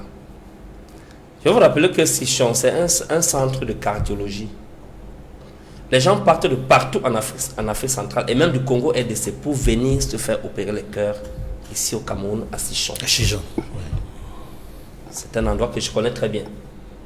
Et les populations du nord-ouest et du sud-ouest ont un très grand respect, non seulement pour l'église catholique, mais pour l'église de Dieu. Alors qu'ils partent prendre, ils enlèvent des élèves dans les écoles catholiques. Et c'est ça le respect pour ceux-là. C'est ça le respect? Enlever les élèves dans le cadre des résolutions de conflits. En Afrique particulièrement, l'église catholique a des références. La conférence épiscopale de 2017 qui a eu lieu à Kinshasa, au Congo, c'est à la suite de cette conférence que l'État congolais, le gouvernement congolais et l'opposition, sous l'égide de l'Église catholique, a mis sur pied le calendrier qui les a conduits à l'élection présidentielle qui a empêché Kabila à se présenter à nouveau comme candidat. Et à la suite de ça, quand Kabila a voulu remettre en cause les conclusions de cette conférence, on a vu l'Église catholique soutenir les manifestations des opposants pour amener Kabila à respecter le deal qu'il a fait avec l'opposition, afin de garantir une paix sociale au Congo RDC. Nous avons vu ce que l'Église catholique et toute la communauté des chrétiens en Afrique du Sud ont mené comme lutte pour mettre un terme à l'apartheid aux côtés de l'ANC. Nous avons vu comment est-ce que Monseigneur Desmond Tutu a été l'une des figures de proue pour la conférence de vérité, réconciliation et paix de la post-apartheid. Et ce qui a conduit le peuple sud-africain aujourd'hui à vivre des moments de paix jusqu'à ce jour. Nous avons vu le rôle de l'Église catholique au Rwanda. Nous avons vu comment les chrétiens se sont indignés et se sont mobilisés. Ils sont intervenus pour mettre un terme aux violences aux violences à la crise post-électorale au Kenya. On a vu comment est-ce que l'Église catholique avec l'Église chrétienne en général se sont mobilisés pour amener le peuple à arrêter les exactions qui se commettaient déjà. Alors il serait maladroit aujourd'hui de ne pas reconnaître les efforts de l'Église catholique au maintien de la paix au Cameroun et dans la région du Grand Lac. Nous avons vu comment est-ce que le cardinal Christian Toumi a mené de bout en bout, des mains de maître, le projet de la All Cameroon Conference, qui était une piste qui pouvait permettre à ce que le gouvernement camerounais permette aux anglophones eux-mêmes de s'asseoir. Je vous ai tout dit, il n'y a pas d'anglophone au Cameroun. De élucider les problèmes dont ils voudraient poser au gouvernement camerounais, s'étant entendu entre eux-mêmes avant de s'asseoir sur la table de négociation avec le gouvernement camerounais. Donc, c'est maladroit, c'est malséant, et c'est un manque de volonté criard de la part du président Paul Biya et de son régime de refuser d'accepter la main tendue de l'Église catholique. C'est une preuve irréfutable que la situation de la crise anglophone actuellement continue à demeurer comme une situation banale pour le gouvernement camerounais. Malgré le nombre de morts qui a déjà été enregistré là-bas. Tout à l'heure, Edmond parlait de près de 1 million de déplacés. Près de 1 million déjà de déplacés. 30% de l'économie paralysée. Le compteur a calé à 3000 morts. Laissons même ça là à 3000 morts. Ça, c'est les chiffres d'il y a 3 ans. Ça n'a plus avancé. Mais même ces 3000 morts, ce n'est pas trop. Les enfants qui se prostituent à Bonabéry, nos petits-enfants, nos petites-filles, qui font la prostitution à Bonabéry, ayant perdu leur famille dans le nord et le sud-ouest. Le Cameroun se meurt de l'intérieur. Le peuple souffre énormément pour cette crise. Pourquoi Paul Biya refuse de tendre la main à quiconque aurait une solution de paix, à quiconque aurait une piste de résolution de cette crise? il a intérêt, Paul Biya a intérêt à accepter la main tendue, non seulement de l'Église catholique, mais de tous les chrétiens, de tous les croyants de ce pays, de la communauté internationale, de la société civile et de tous ceux qui viendront vers lui, même des petits-enfants. Il a intérêt à accepter la main de tout le monde, parce que l'Église catholique parle d'un dialogue inclusif. Et c'est ce dialogue inclusif que tout le monde revendique aujourd'hui. Le grand dialogue national, tout le monde sait que c'était un flop. C'était un échec légendaire. Ça va entrer dans la poubelle de l'histoire, ce grand dialogue national. Nous avons vu, dans les début des années 90 à 1991, la conférence nationale souveraine. On a vu qu'après cette conférence nationale souveraine, les villes mortes se sont arrêtées. La tripartite. La tripartite, je veux dire. La tripartite, les villes mortes se sont arrêtées. Et c'est une preuve que après le grand dialogue national, la violence a connu une escalade exponentielle. C'est une preuve d'un échec cuisant du grand dialogue national. Il faut une médiation avec un dialogue inclusif pour sortir définitivement de cette crise. Donc l'Église catholique, sa préoccupation a toute sa place. Et Paul Biya a intérêt à accepter cette main tendue de l'Église catholique et de tous les Camerounais, tous ceux qui vont contribuer pour résoudre cette crise-là. Cette présence du cardinal, secrétaire d'État du Vatican, intervient au moment où les Lions indomptables, à prime, ont pu arracher la ticket de qualification pour les demi-finales dans un contexte fait de nombreuses informations et de faits divers sur les coulisses, problèmes d'accès au stade pour les billets, en même temps aussi des problèmes de dépistage de nos adversaires congolais. Edmond Kambia, comment avez-vous vécu cette rencontre des Lions indomptables face à leurs adversaires congolais? D'abord, en tant que Camerounais, je suis satisfait de la victoire du Cameroun, 2-1. Bon, maintenant, au-delà de cette victoire, il y a des questions qui se posent. C'est-à-dire avant le match et autour du match, il y a des questions qui se posent. Pourquoi est-ce que les billets, plusieurs centaines de billets n'étaient pas disponibles? Selon les informations qu'on a eues, beaucoup de billets n'ont pas été physiquement visibles. Il n'était pas possible quand on allait dans les lieux habituels d'achat de billets de les trouver. Tout simplement parce qu'il y a eu ce qu'on appelle un marché noir des ventes de billets. Certaines personnes auraient créé la pénurie pour vendre davantage de billets à des prix les plus élevés possibles. Ce qu'on n'a pas vu lors des autres matchs à Yaoundé. Pourquoi est-ce que quand Douala doit accueillir l'équipe A' du Cameroun, un tel incident survient? Ça, c'est la première question qu'il faut se poser. La deuxième est celle qui est l'objet d'une controverse aujourd'hui. L'information selon laquelle une bonne partie des joueurs de l'équipe de la RDC auraient été testés positifs. Et ce qui aurait influencé, n'est-ce pas, l'équipe qui a joué contre le Cameroun. C'est-à-dire, en fait, quoi?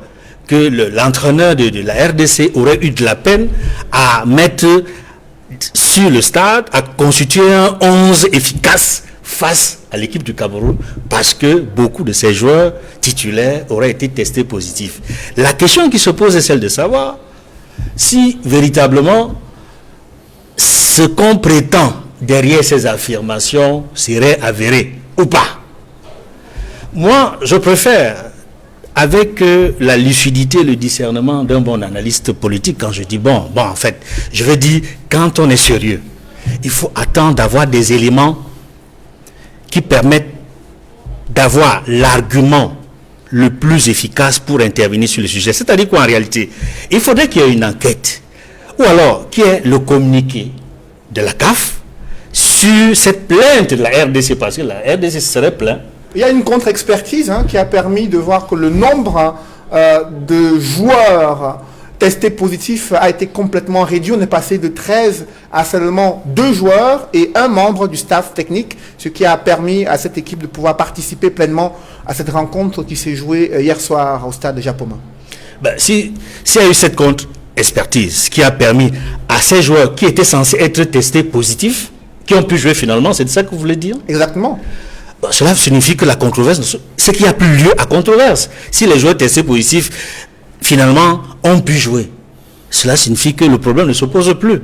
Mais il reste quand même une certaine insatisfaction de la part de ceux qui aiment le fair play.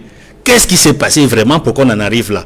Moi, je pense simplement que aujourd'hui, l'essentiel, c'est que dans chaque compartiment, que ce soit côté Cameroun, côté RDC, l'essentiel c'est qu'il y ait eu le fair play et que grâce à ce fair play-là, on puisse avancer. Maintenant, pour la suite, le Cameroun est qualifié pour la demi-finale. Il faudrait que tout ce qui a pu se dire avant, qu'on puisse tourner la page et qu'on puisse améliorer. Parce qu'au niveau de l'organisation, il y a tant de choses à dire. Il y a tellement des insatisfactions qu'il faudrait qu'on améliore les choses d'ici la finale. Je souhaite tout simplement bon vent à l'équipe du Cameroun. Et les Lions indomptables qui connaîtront leur adversaire à l'issue des rencontres prévues ce dimanche. Ils vont jouer la demi-finale à Limbe, au pied du char des dieux. Mais à côté de ce char, il y a une autre préoccupation, Maître Lavoisier de Sapi. C'est celle de l'explosion des cas de Covid-19 depuis quelques semaines au Cameroun. Le ministre de la Santé publique insiste dans ses tweets sur le respect des mesures barrières, mais à l'observation dans les rues des principales villes du pays, cela est très loin d'être respecté, alors que la France décide aujourd'hui de fermer ses frontières à tout ressortissant non européen. Comment appréciez-vous la gestion de la crise sanitaire au Cameroun? Je crois que le Covid-19 est pris avec beaucoup de légèreté au Cameroun par le gouvernement. Dans l'opinion populaire, les Camerounais se disent que le Covid n'existe pas, que c'est une technique pour avoir l'argent de l'OMS.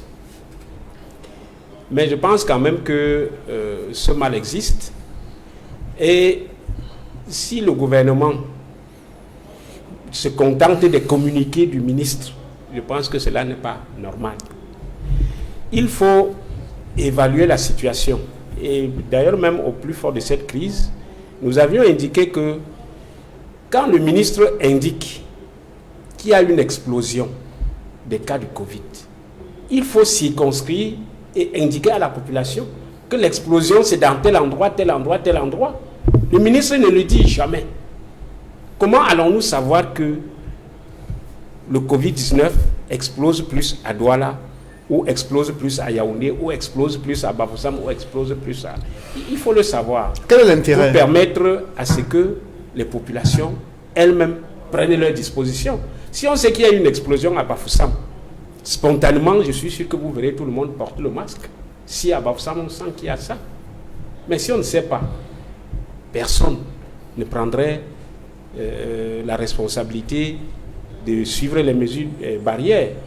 Et en plus, quand on a vu comment les autres cas de Covid ont été gérés au Cameroun, il y a des questions de s'interroger. Ça a été plus une manière de détourner les fonds publics. L'honorable Nietzsche l'a dénoncé. Le gouvernement n'a ouvert aucune enquête jusqu'à présent. On a les résultats d'aucune enquête pour vérifier si le Covid-19 entre mars et septembre a été plus une manière de détourner de l'argent ou pas. Puisqu'on a dénoncé la gestion de ça. On ne nous a pas dit. Et ensuite, est-ce que les hôpitaux du Cameroun ont reçu l'équipement adéquat pour parer à une éventuelle inflation? Parce qu'au plus fort de cette crise, les responsables des hôpitaux se sont plaints. Les infirmiers et les médecins qui s'occupaient des cas Covid n'étaient pas payés. Le gros de l'argent était dépensé au ministère, ils n'étaient pas payés.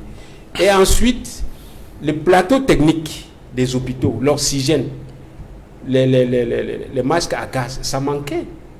Est-ce que les hôpitaux sont prêts à accueillir d'éventuels?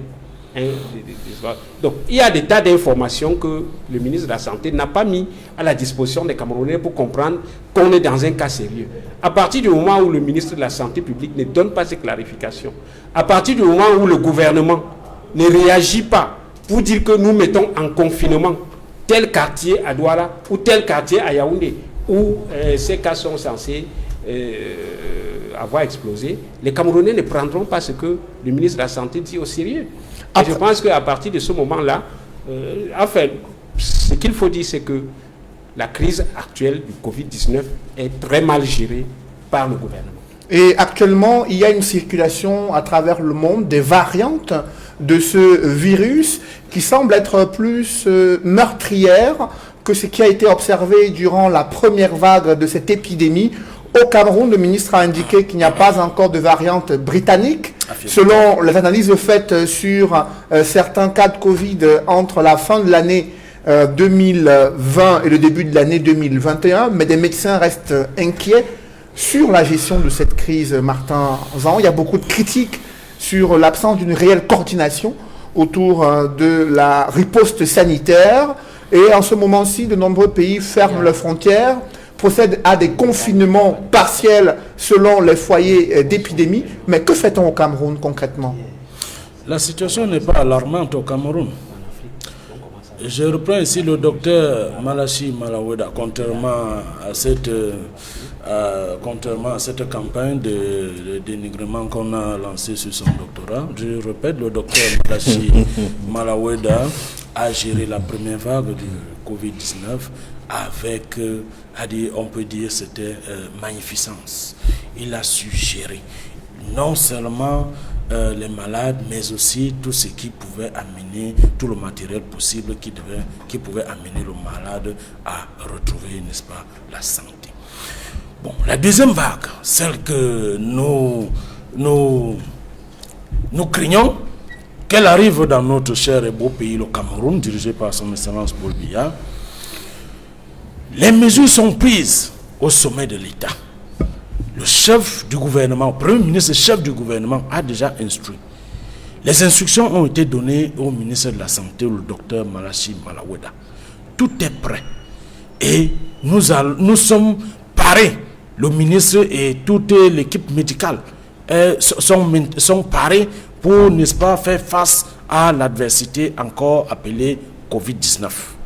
Donc, pour moi, il n'y a aucune crainte. Nous avons vaincu, n'est-ce pas, la première crise, nous allons vaincre la deuxième crise. Mais pourtant, les chiffres du ministre publiés sur son compte Twitter font état d'un nombre plus élevé de contaminations liées au Covid-19 ces 3 dernières semaines au Cameroun, avec un nombre de décès également qui est croissant.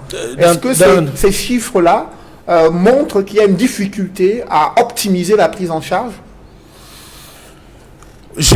Avant de parler de l'optimisation de la prise en charge, je parlerai des faits concrets et je prends le peuple camerounais en témoin. À chaque fois que le chef de l'État s'est adressé au peuple camerounais, il a tout demandé de porter les masques, de laver les mains. Il donne des conseils à tout le peuple camerounais. Equinox même, Equinox TV, le fait à chaque moment, à chaque prise ici à Equinox diffuse les mesures barrières contre la Covid-19. Le peuple camerounais, nous devons porter les masques, nous devons laver nos mains, nous devons prendre des précautions. C'est élémentaire. C'est pour ça que j'accuse les parents qui disent aujourd'hui que les gens sont mal appris au pays. C'est parce qu'ils ont mal appris d'abord leurs propres enfants.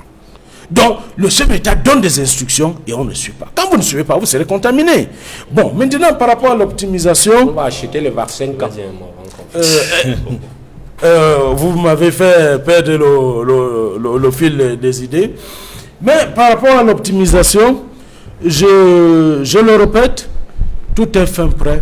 Le chef d'État donne des instructions. Le ministre a pris des mesures et ils sont parés, nous sommes tous parés pour, n'est-ce pas, faire face à l'adversité. Après vous, Martin, est-ce que les assurances qu'ils donnent ici sur ce plateau peuvent permettre aux Camerounais de dormir tranquillement? Pour vous, Pierre-Emmanuel Bignam, ou alors il faut s'inquiéter au regard de cette deuxième vague qui touche de plein fouet le pays?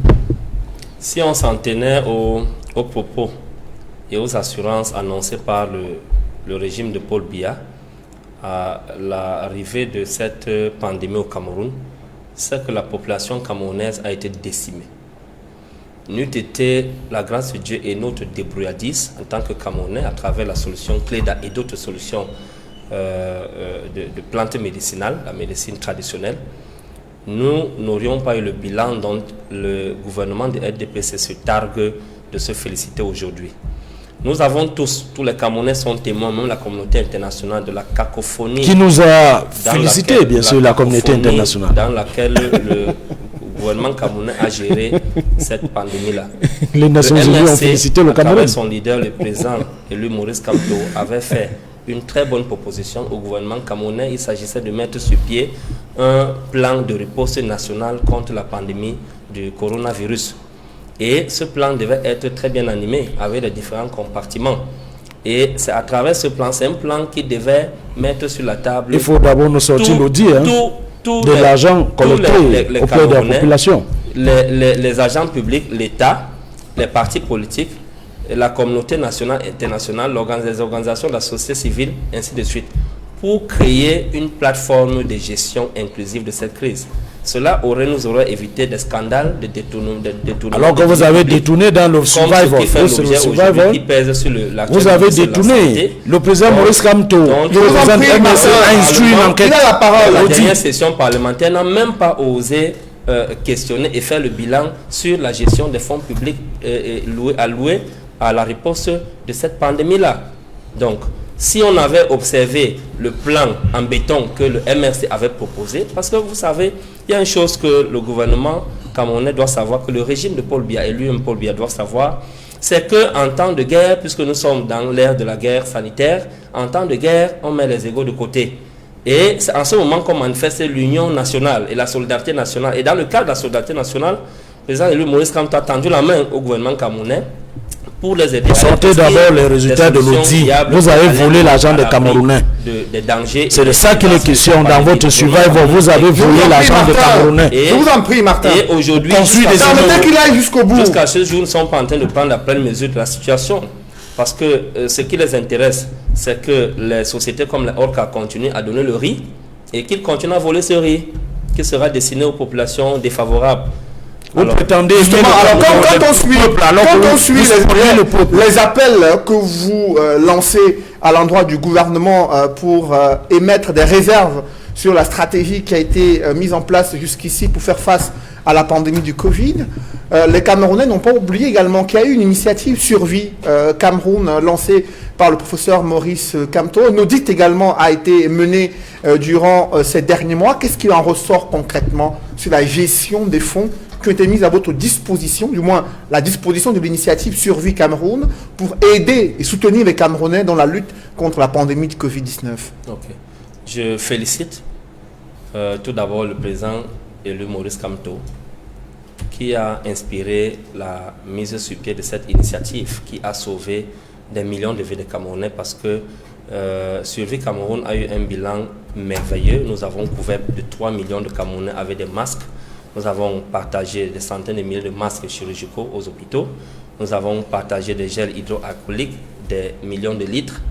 Nous avons volé au secours de beaucoup de populations défavorables pour les mettre à l'abri de la pandémie. Merci, président élu Maurice Kamto, qui me suit en ce moment pour cela. Je félicite également le président Pendaï Koka, qui a été le président du comité de pilotage de Survie Cameroun, pour les leçons de la transparence et de la bonne gouvernance qu'il est en train d'enseigner au Nous n'avons pas encore le résultat de l'audit. Ces leçons-là qui vous avez spolié les Camerounais.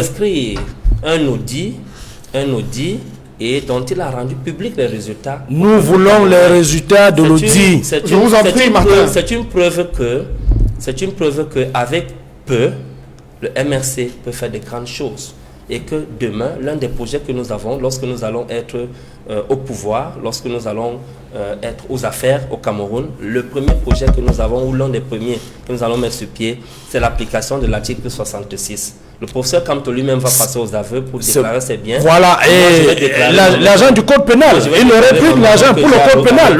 Il faut dire aux Camerounais que votre Maurice Kamto a rédigé le code pénal par son cabinet de son cabinet Brentros. Je vous en prie. Il va s'expliquer sur l'affaire du code pénal, code de procédure pénale, code électoral. Il a pris l'argent. Quelle est sa fortune après le pouvoir de il va nous dire. Les scandales de sa fortune vont être vus au public pour non-application de l'article 66 dont lui-même a voté en 1987. Même, attendez, messieurs, même l'agent de Survie Cameroun, c'est dans les réseaux sociaux. Martin et Pierre-Emmanuel, messieurs, c'est la fin de cette émission. On va poursuivre ce débat tout à l'heure dans les backstage et les coulisses. Messieurs, Edmond Kangia, Martin Zan. Merci d'avoir participé à ce débat très enrichissant. Merci également à vous, Maître Lavoisier de Sapi et Pierre-Emmanuel Bignam, d'être venus sur ce plateau. Mesdames, Messieurs, merci d'avoir suivi cette émission et merci de rester sur Equinox Télévision.